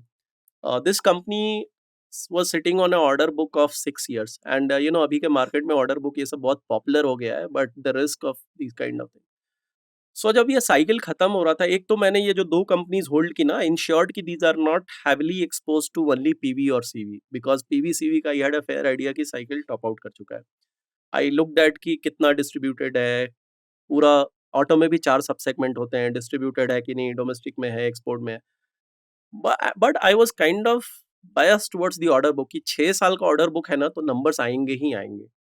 और 1400 गया stock, 1100 रुपए का stock 1400 रुपए गया with breakout around 1000. उसके बाद result आने के पहले प्राइस करेक्शन शुरू हुआ इसमें, and it did break the support. So एक होता है कि ये ठीक है 10% का लॉस हो गया, आप बेच दो. For me personally I sold at 30% loss. So if you can say, let's say a 3% allocation, 30% to those kind of 0.9% portfolio loss. But I sold with a 30% loss in a market where things were. इसमें क्या हो कि फिर results भी खराब आए. तो मेरी लर्निंग ये रही कि 6 साल का ऑर्डर बुक मैटर नहीं करता. यूरोप का मार्केट खराब हुआ, so they told the customers have kind of you know deferred the order या जो कुछ भी हुआ. एंड ऐसा पहली बार नहीं हुआ है. सो these are the places where things don't work. But sometimes you don't respect charts because you felt कि 6 साल का ऑर्डर बुक है तो नंबर्स तो आ ही जाएंगे. बट नंबर्स जब नहीं आए, लेकिन नंबर्स जब तक आए तब तक मार्केट पहले ही गिरा चुका था 30%, तो आपको Hmm. 30% लेना पड़ता है. I had that loss. And but the good part is कि आई बुक्ड अभी अभी 800 रुपए पे निकला और वो 650 रुपए आ गया, तो ठीक है, चलो कम से कम 15% तो बचा. राइट. एंड इसमें ये आपने आई थिंक दूसरे भी लिखे थे, तो ये वाले कौन से थे? रेट गेन एंड न्यूजेन, ये वाले वो जो लिखे थे, आई थिंक ये दूसरे So वाले these थे. were the stocks where I could time it. So in हाँ, auto, as okay. I told, some stocks I was able to time it. Sharda हाँ. Motor I entered, and this was another 4x, I think. First वाह. entry was around 650, वाह. exited around 2400. So many auto stocks I timed, but I told हम्म. ना एलिकन में क्या हो कि वो order book के कारण ना मेरा थोड़ा वो मन और हम्म. चार्ट्स वार्ट्स मैंने साइड में कर दिया और उसके कारण झेलना गॉट इट. पड़ा. एंड अब अभी जैसे आप स्टॉक्स में मेन तो आई अज्यूम कि capital appreciation would be the main return, but do you also invest in let's say some dividend paying stocks, dividend yield अगर जिसकी ज़्यादा है, वो स्टॉक्स में भी just to reduce your risk, do you do that? So I don't take dividend as a core strategy, but see, the thing is, at every stage of your age, you are a different investor. And I told till 3 years back, I was in a job, so you had a steady income. Now I don't have a very steady income source, and now I'm 42, so slowly I'm also thinking about retirements. So you should have a passive income source kind of thing. So एक stock है NAM India करके, Nippon. It's a AMC company. Again purchase in pessimism in last cycle. So I told ना, वो 20% में बेचता नहीं हूँ. ये भी उस 20% में से एक है. The reason I will tell you. When I purchase this company it was available at 6% dividend yield. Usually क्या होता है कि हाई डिविडेंड यील्ड का मतलब होता है कि अब कंपनी में ग्रोथ रही नहीं है. But sometimes structural growth sectors going through a cyclic downturn can give you a huge entry opportunity with a high dividend yield. So I did a very long study on AMC. We did a webinar. Bear market में लोग webinar देखने नहीं आते हैं, तो बहुत कम लोग आए थे. So We studied 40 years of data of US market because the biggest fear was एक TER करके टर्म होता है बेसिकली जो म्यूचुअल फंड चार्ज करते हैं, टोटल एक्सपेंस रेशियो। हाँ वो नंबर नीचे आ रहा है तो मार्केट में वो फियर था कि वो नीचे नंबर आता जाएगा बट वो जस्ट एक पार्ट है when you look at multiple thing it's a brilliant industry it's a industry where no capex is required no opex is required whole profit is free cash flow. This industry is growing at 15%. We are doing this podcast because we all belong to this industry and this industry is expected to grow for next 10-15%. We're 10-15 years in double digit. So I invested there at 6% dividend yield. Now this stock is 9% dividend yield despite of 30% correction. So I am more interested to buy such things more from that dividend perspective ताकि ये मेरा passive income बने. दूसरा there are REITs and InvITs. So I have put some money there again with a mindset कि आज से 3-4 साल के बाद let's say अगर मेरा annual expenses 2 लाख का है and let's say if I have a 15 CR portfolio जहाँ पे 2 CR I can dedicate to these kind of dividend yields. तो अगर मेरा कोर पोर्टफोलियो अगर लेट्स से कि 1% का डिविडेंड यील्ड दे देता है और इधर से अगर मेरे को 7-8% का डिविडेंड यील्ड आ रहा है 3 CR पे so, if you can get some 15-20 lakh only through dividends passive, then you are done with your annual expenses. So, slowly I have started thinking about it, but still I don't invest in stocks which are structurally going down. I don't invest. I invest for growth with dividend yield, or I invest in structured products which are supposed to give dividend yield, and I'm not considering any growth. So, FD में अगर 7% डालो, अगर उसकी जगह मेरे को एक product मिल रहा है 10% डिविडेंड यील्ड का जहां 2-3% का ग्रोथ दिख रहा है then maybe I can allocate 3-4% of my portfolio. So that is how I look at dividend right now. Got it. And जो वेल्थ डिस्ट्रक्शन का पैटर्न होता है तो एक एग्जांपल के साथ एक्सप्लेन कर सकते हो कि ओके ये कंपनी का आपने कैश फ्लो बैलेंस शीट कुछ देखा एंड ये पैटर्न दिखा आपको तो इससे वेल्थ डिस्ट्रक्शन का पैटर्न समझ में आ रहा है कि is there an example because इससे क्या होगा कि लोगों को समझ आ जाएगा कि अगर ये हो रहा है तो ये कंपनीज अवॉइड करनी है एक्सेट्रा। So पहले ना मैं इस टॉपिक पे बहुत बात करता था और मैं बहुत ट्वीट भी करता था फिर धीरे धीरे मैंने करना बहुत कम कर दिया उसका एक रीजन था कि कुछ कुछ प्रोमोटर से डीएम में मैसेजेस आने लगते हैं I will not name the company but that is the reason why I started doing these things little lesser but their companies were SEBI themselves after some years they declared ki so I will take a historical company I will Sure. not take a current name because of all of this Yeah, I'll sure. give you a historic case study with the data Sure. That'll be super helpful. so सबसे पहले तो again I will reiterate कि जो fraud और ये सब होता है तो again I will call it wealth destruction because we don't know कि कौन सी कंपनी में क्यों प्राइस गिर रहा है not every price erosion is fraud some could be simple wealth destruction so again the idea is to look through data and when you look at data you have like 2000 plus companies but if you look at companies which So generated 5,000 less plus, than right? 5,000 Yeah. so we have almost 5,000 plus listed companies but I'm more interested in companies where at least 100 crore ka market cap ho Mhm. if you look at companies which have given less than 5% CAGR and again this was an analysis I did 4-5 years back Mhm.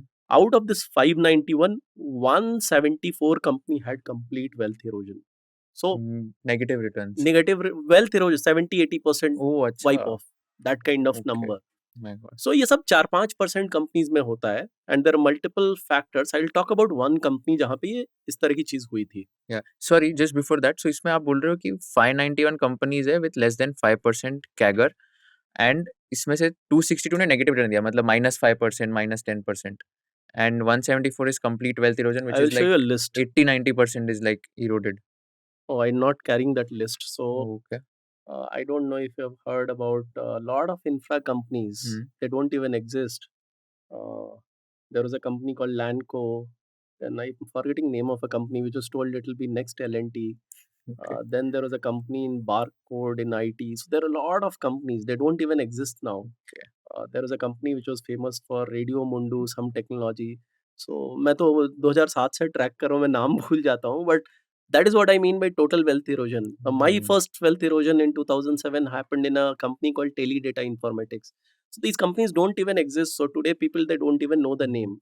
But So surprising fact is that देखो अगर जैन 11 के हिसाब से 1250 companies है जो 100 crore market cap से ज्यादा है तो almost half of the companies are giving negative return और लेस देन नहीं वो 5% टाइम रिटर्न, राइट? बहुत खराब था तो ये जो है ना ओके। लेस देन 5% का कैगर हाँ। ये मैंने 3 साल के लिए लिया है 3 year okay. So 11 to 14 was first a bear market in itself. So that is why this number is very high.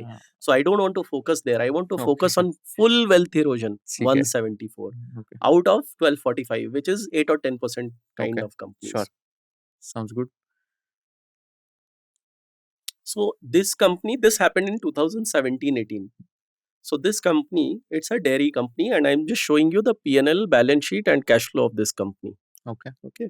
So if you see till FY17, operating profit was growing, and then you can see और ऊपर गया और फिर 19 में कुछ तो गोची हो गया, बहुत बड़ा बहुत बड़ा गोची. If you look at the balance sheet, one thing you can see is कि debt हमेशा से था और debt increase भी हो रहा था. And then you can see कि इन्वेंट्री बहुत ज़्यादा नहीं है बट रिसेबल्स अच्छा खासा था. अगर यहाँ पे पीएनएल देखो तो ऑलमोस्ट 7 उतना भी ज़्यादा नहीं है, 7,000 करोड़ पे 1,300 करोड़ का रिसेबल्स है. But this is where knowing the sector and all is important. Cash flow ये कंपनी कभी नहीं कर रही थी. और debtor days if you see the cash conversion cycle 90-100 दिन का कैश कन्वर्शन साइकिल है. So this is there was a company called Quality Dairy. I don't think अभी ये company trade कर दी है. How this came on my radar? One of my friend told to look at it. And when I look at the numbers, I told I'm not interested to research. So I told, no, this is where my tools help. So you spend 1 hour that will help you to decide whether this is worth spending next 6-7 days or not. So I told I'm not interested. He was behind कि I know the CXO, I can connect you. मैंने बोला मेरे को करना ही नहीं है. तो he asked कि क्यों नहीं करना है. So if you look at this business, see first thing, this is a very low margin business. So this company dairy में थी, दूध और ice creams ये सब. So dairy is a low margin business, nothing surprising here, but there's a risk. This kind of business, if they don't manage their debt well, और 1-2% का inventory loss या date के कारण हो गया तो आपका 3% का बिजनेस है मार्जिन का और उसमें आप 1% 2% उड़ा दो तो फिर आप गायब हो जाओगे. तो you have to be on thin rope. Business quality, receivables. I have not seen dairy companies on such high receivables. I mean, that means कि आपका आइसक्रीम वो सब नहीं बिक रहा है तभी तो डेयरी में क्या हो सकता है रिसेबल्स? आइसक्रीम ये सभी हो सकता है. कर्ड भी 3 दिन में बिक जाएगा, दूध भी 3 दिन में बिक जाएगा.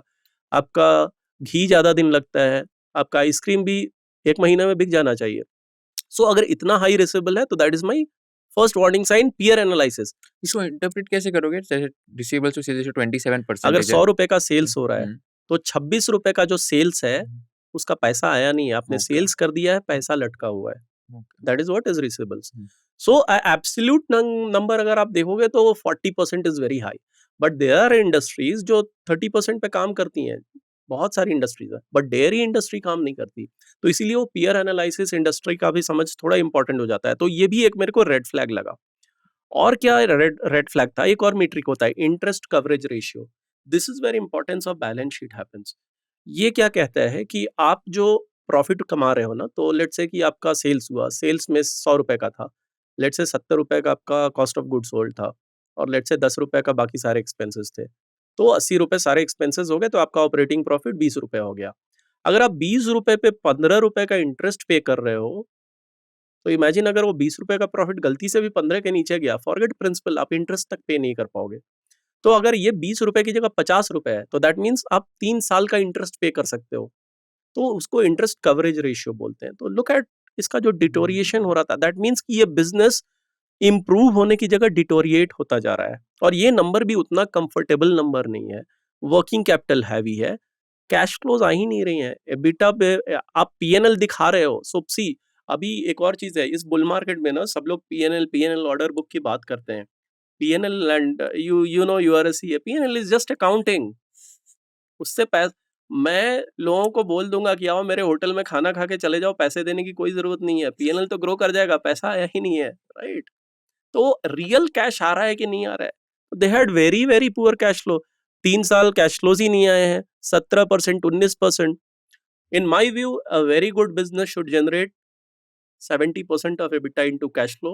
50 to 70 is okay. Anything below 50, I am compromising. And यहाँ तो if you see this number, this was very low. Then you see हर साल मैनेजमेंट इक्विटी डाइल्यूट कर रहा है, थोड़ा थोड़ा थोड़ा थोड़ा. डेट भी है, इक्विटी डाइल्यूशन भी हो रहा है, बिजनेस मॉडल इंप्रूवमेंट भी नहीं हो रहा है, कैश फ्लोज भी नहीं आ रहा है, टैक्स रेट भी कभी लो था, हाई था. तो सी द थिंग इज, हमें जो इन्फॉर्मेशन मिलता है ना, हमें बहुत लिमिटेड इन्फॉर्मेशन मिलता है, एनुअल रिपोर्ट मिलता है, कॉल मिलता है। That is not sufficient to declare a company कि ये फ्रॉड है, ये रेड फ्लैग है। हमारे हाथ में ही नहीं है। इवन जब ऑडिटर्स जाते हैं, उनको भी वो इनवॉइस और क्या-क्या माँगते हैं, तब जाके भी उनको समझ में नहीं आता है। फिर सेबी एक प्रॉपर ऑर्डर देता है कि जो डॉक्यूमेंट माँग रहे हैं दो। So that is why I'm telling, for us it's very difficult to tell this company is fraud or this. So all we can say is, if I have a checklist of 30 items and on 30 items 20 items पे टिक हो रहा है कि कुछ तो गड़बड़ है, for me that's a red flag. I don't want to get into company fraud है नहीं है। तो इस कंपनी में many of those red flags. So when none of the red flags get ticked, you get more confidence. When many red flags get ticked, then you lose your confidence. तो यहाँ पे इतना कुछ दिख रहा था, तो हमें पोर्टफोलियो में कितना कंपनी चाहिए, 30-35 कंपनी चाहिए, 2000 कंपनीज हैं, क्यों एक ही कंपनी के पीछे पड़ना? तो we can always skip. So I skip this company with high confidence कि मेरे को यहाँ इसमें नहीं रहना है। Even the promoter holding was low and all. Interestingly, this company went bankrupt and later a CBI registered a case of fraud. My God. एक और कंपनी है, एक ट्री हाउस करके कंपनी हुआ करती थी। सो बैंगलोर में I had done a presentation in 2017 on tree house potential red flags. You know they were into pre school. So pre school में क्या होता है कि आप बच्चों को भेजते हो, अब स्कूल में कभी आपने सुना है कि 3 महीने के बाद पे किया? स्कूल तो पेमेंट पहले लेते हैं, प्री स्कूल वाले तो एडवांस में पेमेंट लेते हैं। फिर अगेन आपका रिसीवेबल्स कैसे हो सकता है? उसमें भी बहुत सारी चीज़ें थी, एक इंफ्रा कंपनी थी, इंफ्रा कंपनी को स्कूल वाली कंपनी लोन दे रही है, वो सब करके।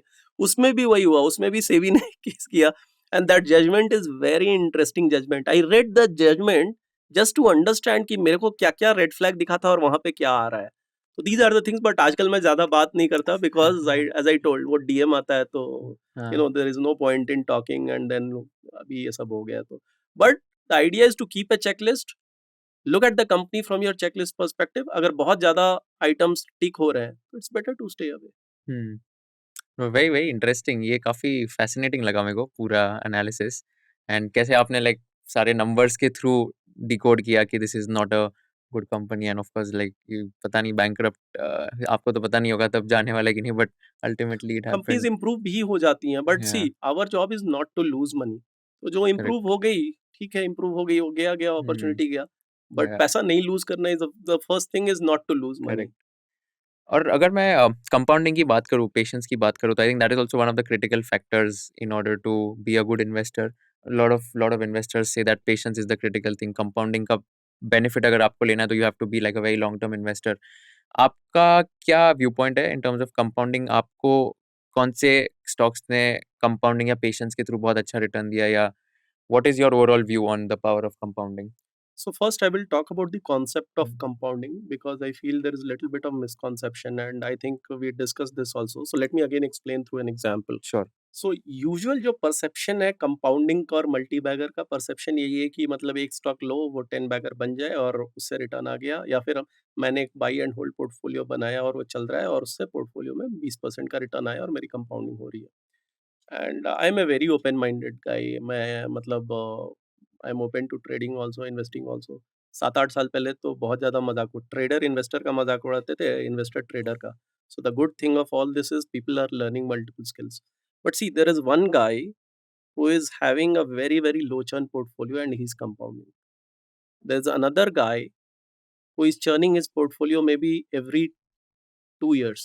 So ये important है कि आप एक स्टॉक में 10 साल में 20% कैगर बनाए, या 5 स्टॉक में बनाए, या 20 स्टॉक में बनाए।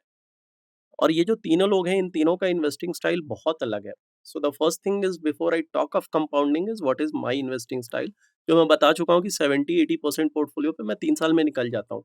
तो मेरे पास आपको कभी भी 10 बैगर मिलेगा ही नहीं। वो न्यूजन टाइप का एक स्टॉक किस्मत थी कि 2 साल में बन गया, बट वैसे स्टॉक्स नहीं होती हैं। मेरे लिए कंपाउंडिंग क्या है, एक स्टॉक में अगर 10-20 स्टॉक का पोर्टफोलियो हुआ, उसमें से 2-3 स्टॉक होंगे जो 3 बैगर बनेंगे, और मे बी कुछ स्टॉक्स 15% देंगे और 3-4 स्टॉक में लॉस होगा, और नेट-नेट व्हाटएवर जो रिटर्न बना।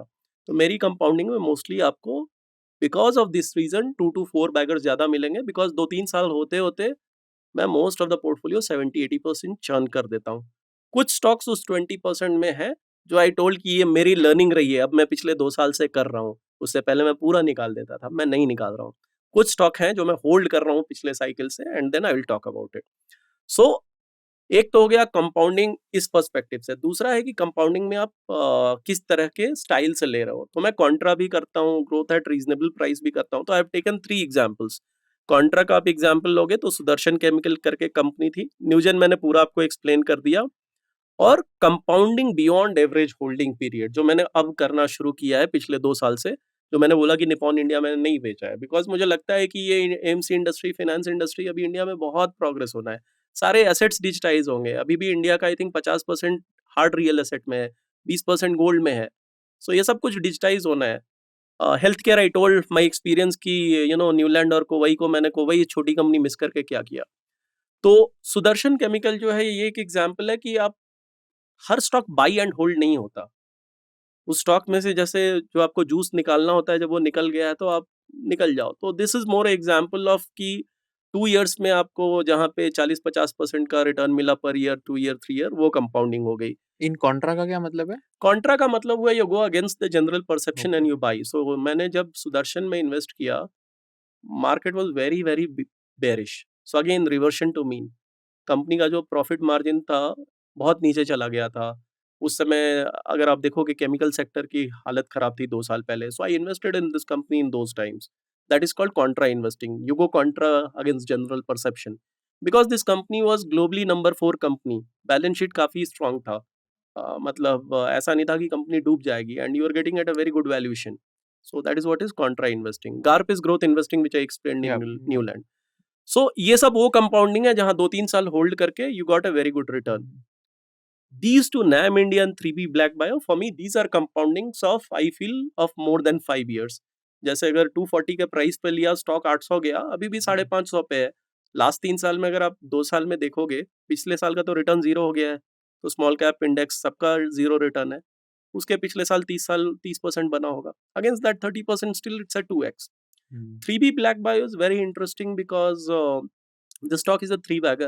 The stock has not at all corrected. 20% का करेक्शन हुआ है। ऐसे मार्केट में 15-20% करेक्शन कुछ नहीं है।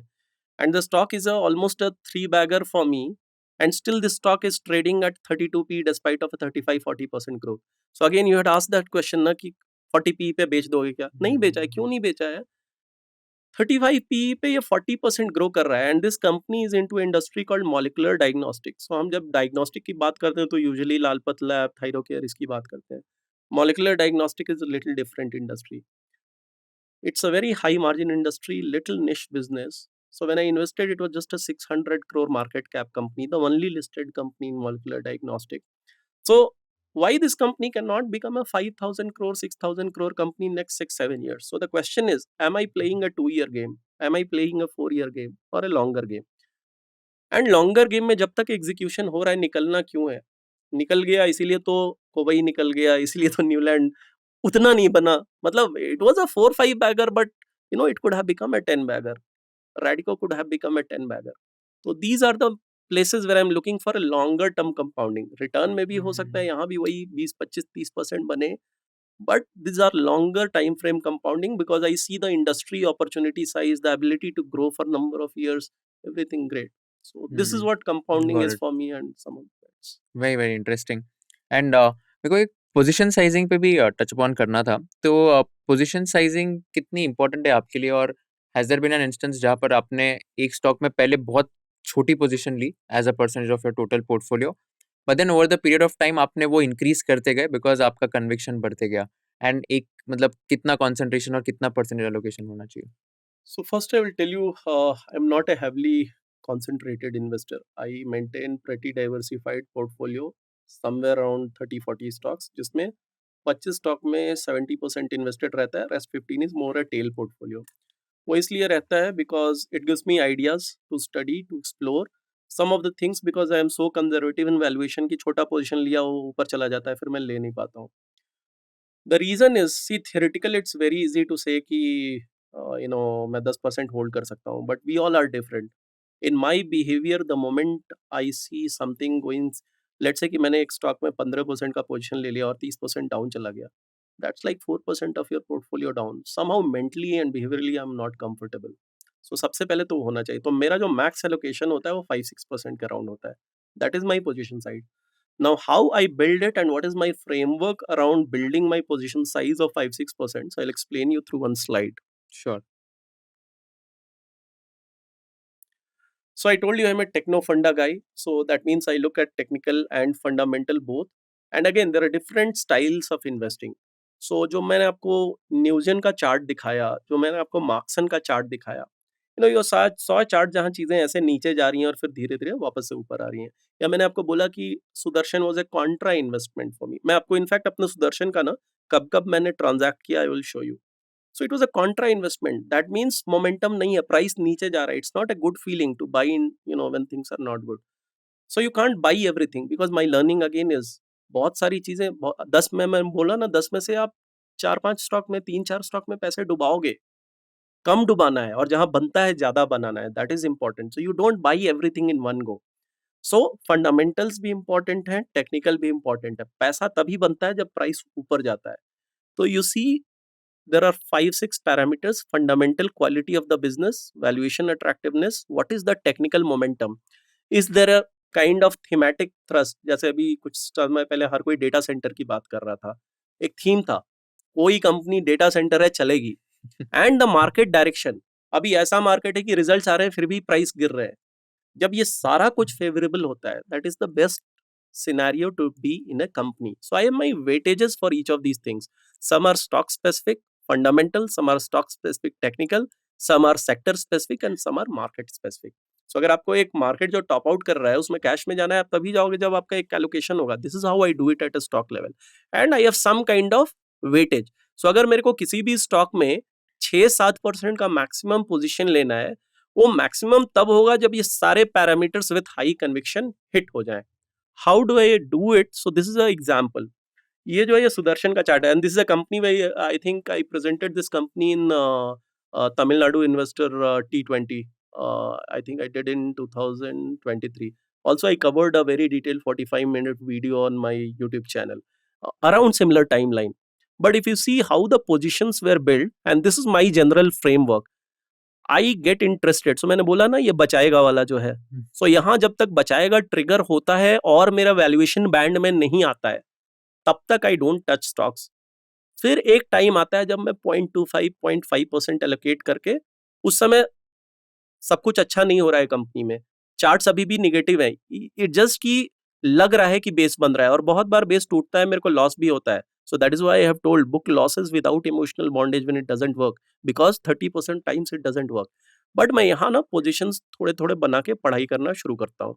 सो 0.25% tracking position and then 1-2% when detailed research has been done and a fundamental conviction has been made based on valuation and all, वो या तो वर्क कर सकता है अभी भी या नहीं वर्क कर सकता है। फिर another 1-2% if both chart and results are improving. So अगर आप देखोगे इस स्टॉक को, यहाँ बचाएगा आना बंद हो गया, this is the first sign कि निगेटिव तो होना बंद हो गया, पॉजिटिव नहीं आ रहा है। Here you saw there is a price volume action which happened, big volume goes up, correction happened with low volume, this is a good sign, again went up, correction with low volume, this is a sign of accumulation. And you can see this was 2023 April, you can see in June 23 the negative return things have started turning positive. So another 1-2% if both charts and results are improving, chart भी improve हो रहा है, result भी improve हो रहा है, ये जून जुलाई आते आते। another 1-2% ये मैं क्या करता हूं, अगर लोग यहां से थोड़ा और ऊपर आते आते हो सकता है ये मेरे वैल्यूएशन कंफर्ट जोन से निकल जाए, but I am still bullish because just story अभी शुरू हुई है, बट मेरा फंडामेंटल मार्जिन ऑफ सेफ्टी चला गया। तो मैं 2 अकाउंट्स रखता हूँ यूजुअली। अगर सेम स्टॉक में फंडामेंटल कन्विक्शन है तो मैं इन्वेस्टिंग अकाउंट में बाई करता हूँ, लेकिन अगर मेरे को अभी राइड करना है टेक्निकल पे बट मेरे वैल्यूएशन कंफर्ट जोन पे निकल गया है, वो माइंडसेट ही अलग है। मैं वो माइंडसेट ना, वो दोनों को मैं कंफ्यूज नहीं करना चाहता, वो मैं ट्रेड अकाउंट में एलोकेशन डालता हूँ। मेरे को पता है उस पोर्शन पे अगर स्टॉप लॉस हिट हुआ निकल जाऊंगा, ये पोर्शन पे मेरे को मार्जिन ऑफ सेफ्टी है। तो this is how I typically build my position and these are my transactions of Sudarshan. Again, these are all historical data just to explain how I do what I explained. When you see these positions and date, this was one entry, this was one entry, this was one entry. So I have purchased in a wide range, and I told कि ये मेरा Contra था but ये 1.5-2 साल का बेट है, तो selling was also here. So you can see it was not like I have sold, when perfect selling मैंने बोला ना होता नहीं है, आप थोड़ा स्ट्रेंथ में भी बेचते हो. यहाँ बहुत रीजन थे सेलिंग के. यहाँ पे एक कंपनी ने एक और कंपनी एक्वायर की. Pre to that, post to that, there were a lot of fundamental changes. So that was the reason to sell. But this is how I end up. So मैं एक बार में positions. So there are different styles of investing. If there is one style जहाँ आपको एक stock में सब कुछ मिल रहा है, यहाँ आपको सब कुछ नहीं मिल रहा था. जब आपको सब कुछ एक स्टॉक में मिल रहा है, high valuation, high growth at very attractive value, वो स्टॉक आपको जल्दी पकड़ना होगा, बिकॉज आप नहीं पकड़ोगे तो कोई और पकड़ के घुमा देगा. तो वहां पे डिसीजन फास्ट होना होगा, एलोकेशन फास्ट होना होगा. बट जहां सब कुछ फेवरेबल नहीं है, आप धीरे धीरे कर सकते हो. तो this is my way of allocating in contra और reversal bets. But if there are bets which are in a high momentum, I don't do this. There are, मैं एक बार में पोजिशन बनाता हूँ. तो depending on again what you are doing, the thesis is very important. But this is how usually I do it. Right, very interesting. And इसमें अभी अगर मैं सेक्टर्स की भी बात करूँ, लाइक आप अभी कौन से ऐसे स्पेसिफिक सेक्टर्स है जिस पे आप काफ़ी बुलिश हो, या तो कौन सा थीम है आपके हिसाब से which will play out in the future, considering the fact that अभी markets have been very volatile in the last like 6 months, and it's like down by 20% from the all time high from September. तो अभी जो भी investors है उनको क्या ध्यान में रखना चाहिए, कौन से सेक्टर्स पे बेट करना चाहिए, what's your advice to them? So again, there are two ways to look at it. एक तो होता है कि sectors when they are going through a bad phase and they become attractive and then we bet on that. Second होता है कि sectors which are in a good phase, there is a momentum in that sector और वहाँ पे पैसे बनाए. There are two both ways to look at it. तीसरा क्या है कि हर किसी को हर सेक्टर की समझ नहीं होती है. मे बी अगर 20 सेक्टर्स हैं तो आपको 2 सेक्टर, 3 सेक्टर, 4 पे ग्रिप होगा, आप हर सेक्टर में स्ट्रांग नहीं हुए. तो एक तो मैं बियॉन्ड मेरे कंफर्ट जोन के मैं बहुत ज़्यादा दिमाग नहीं लगाता. And that is where the role of systems comes, the role of, I have a system called Simba, Scientific Investing Market Breadth Analyzer. I'll just show you some Yeah, screenshots of sure, how I pick sectors. sure. So everything is not like I know this sector. Sometimes sectors, I don't put my brain until something comes in the system. So the stock or sector has to come to you rather than, you go and try. So this is a tool which is live again for my subscribers for last 2 years. And every month we do a recording. So these are captured on the website in the tool. This was June 23. If you see in June 23, pharma started coming. Take these. So how can one get access to this tool? So all these were part of a practitioner subscription. Okay. अभी उसको hold पे रखा हुआ है because of again regulatory reasons. So the old subscribers, they have access, but temporarily we have kind of closed subscription. We will open it again. Okay. So people can just keep following my YouTube or Sure. Twitter. I'll make an announcement. Hmm. So these scores are momentum scores of a sector.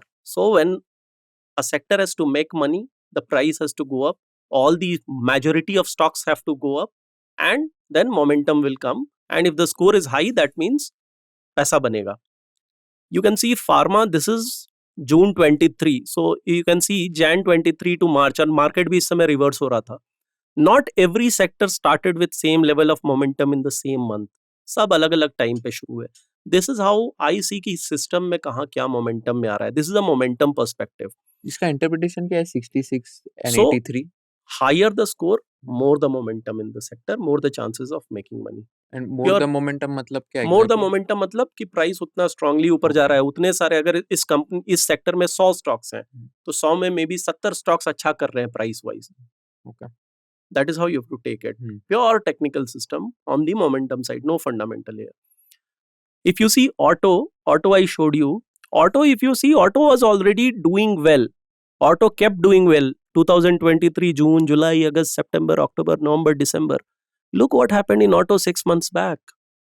So you saw my tweet on auto. I am talking of inventory issue. My system is also telling me momentum is getting lost. So this is how sectors come and sectors go out of radar. So I am, of course, I have some grip over 4-5 sectors, but I also use systems to generate ideas on which sector to look at. If you ask me right now, none of the sectors. Healthcare को छोड़ के मेरे system में कुछ नहीं है. I mean, the scores are all 20%, 30% kind of. So I don't want to put lot of brain technically, because technically nothing is there. So question is, what is there fundamentally now? Fundamentally, if you ask me which sector to look at, See, again, there are markets which are bottom up and there are markets which are top down. The only sector which has some strength right now, and you can easily do it. Uh, all you can do is there is a very beautiful tool called charting. You can go and you can find which are the companies which are, you know, near there 52 week high, just 5% से ज़्यादा नहीं गिरा है। अभी इस market में 70% the stocks have fallen 30%। So if you find which are the company which have fallen less than 5% from 52 week high, you will hardly get 40, 50, 60 companies. उसमें 3-4 bucket की कंपनीज हैं। एक है हेल्थ केयर की कंपनीज, उसमें कुछ pharma companies ये सब हैं। CDMO companies, some of them are there. The other set is companies which have not performed for last 3-4 years. उसमें आपके बजाज फाइनेंस, कोटक ये सब आएँगे।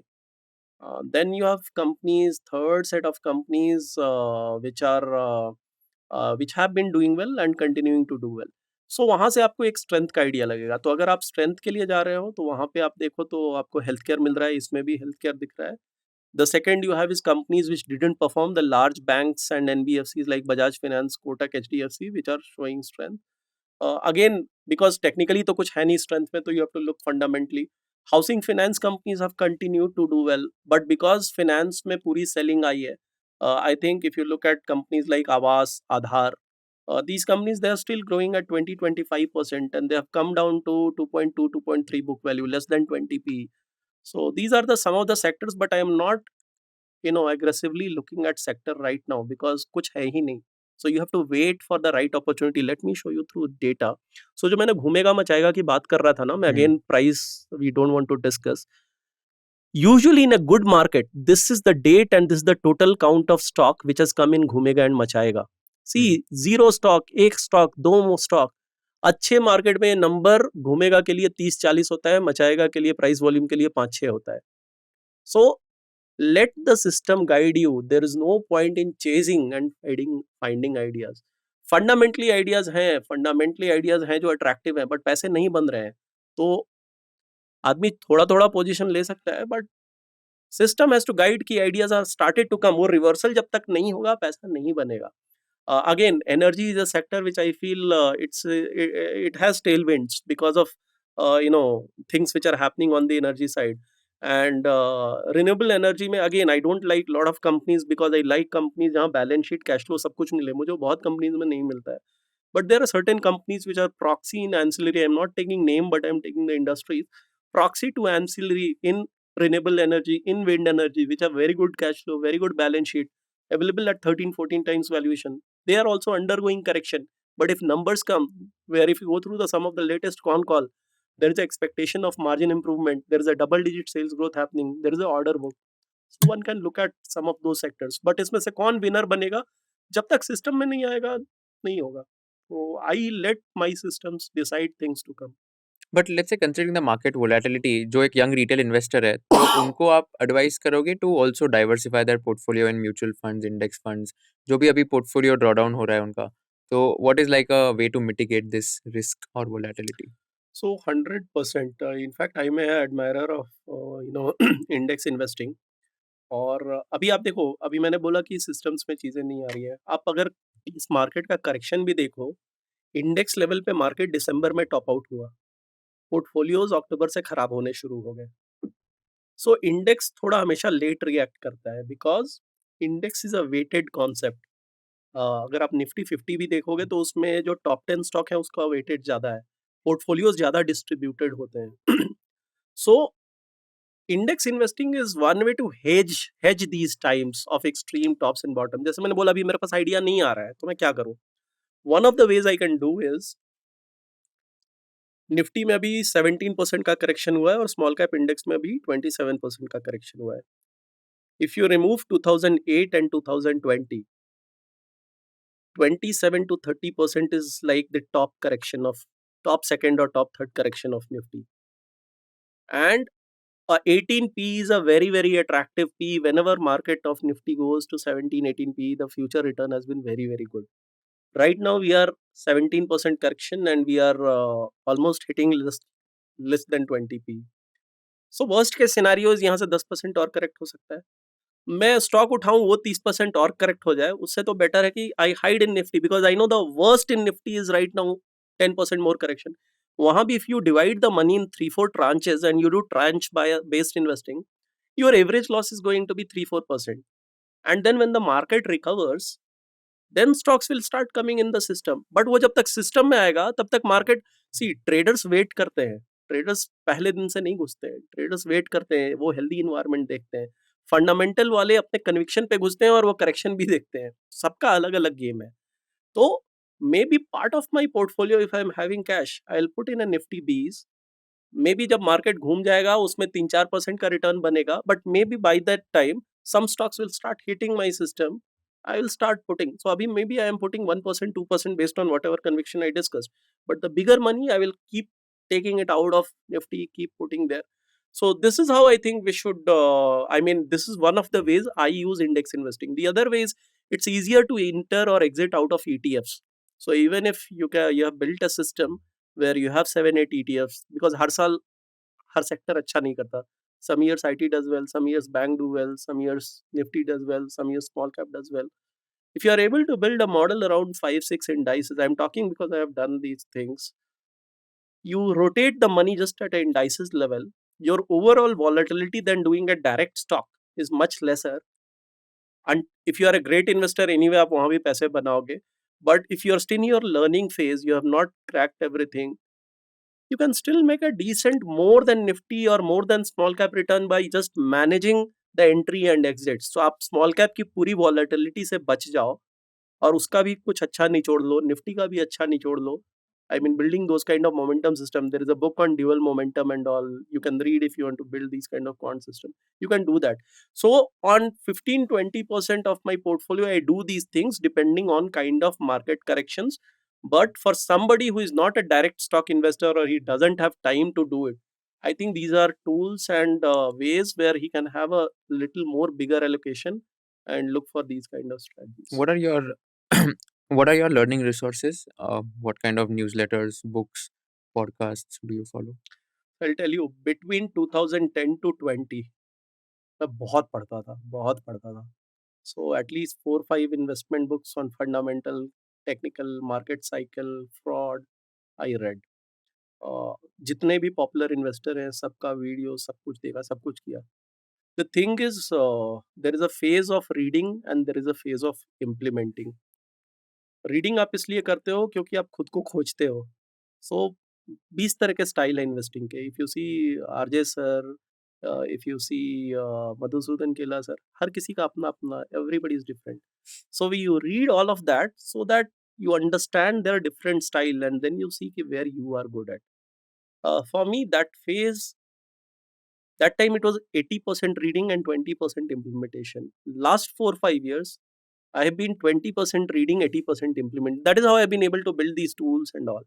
So अभी क्या है कि अभी मैं अपने, again I will tell, I have 4-5 investors, big investors whom I follow closely.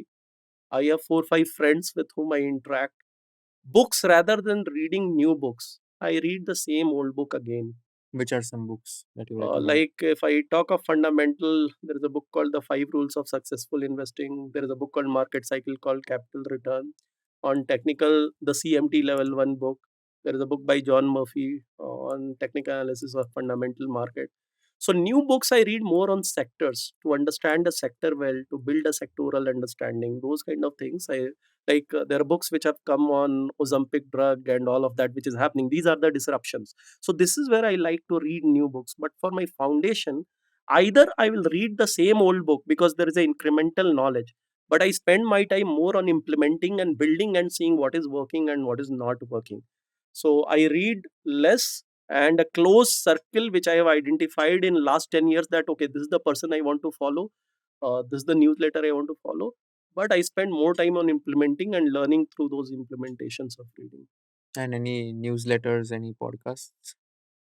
So see, it's not like for everything I watch all the episodes. So as I said, if on your channel there is a person who is coming whom I follow, then I will see that.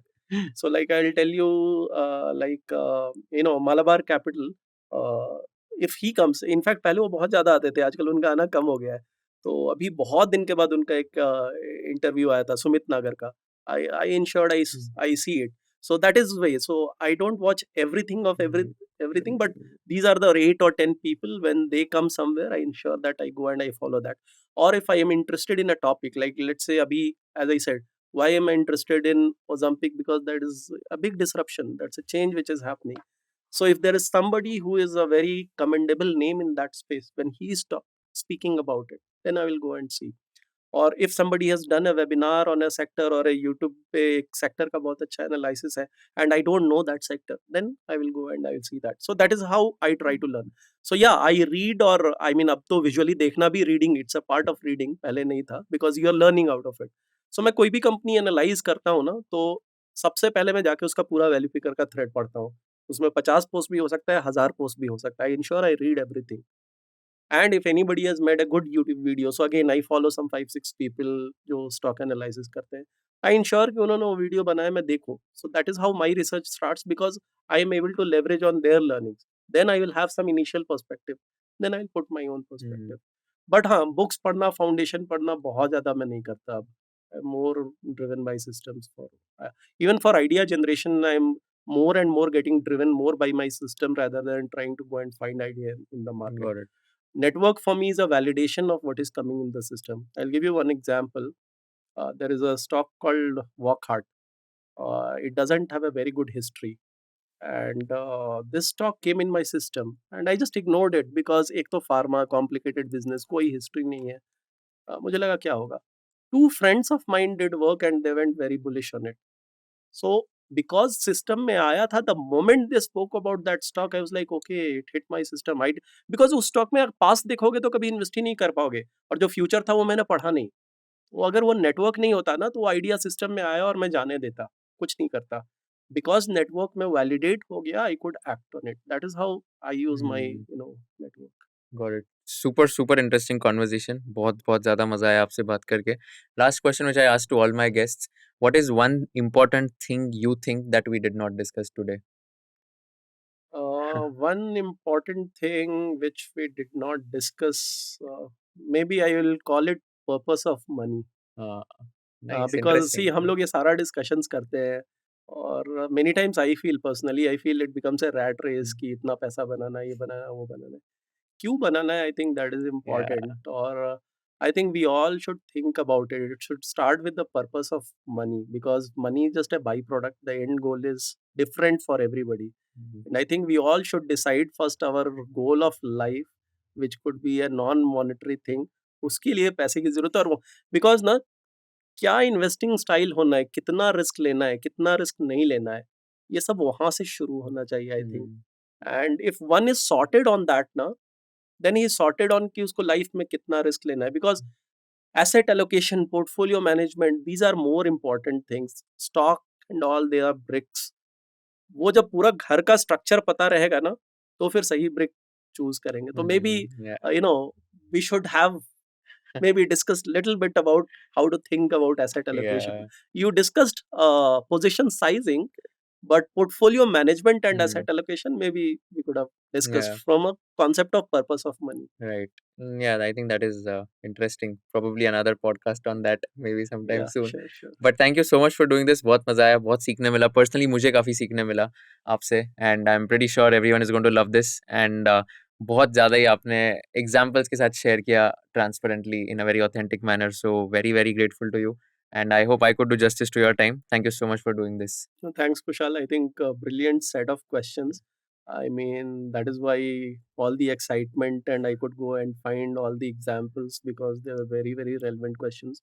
You covered everything end to end, right from opportunity, style, risk, valuation, margin of safety, allocation. So, to cover all of this in 1 hour, as I said, you need to ask the right questions. So, thanks Yeah. for asking all the right questions. I thoroughly enjoyed it. Thank you very much. Means a lot. Thank you. Thanks.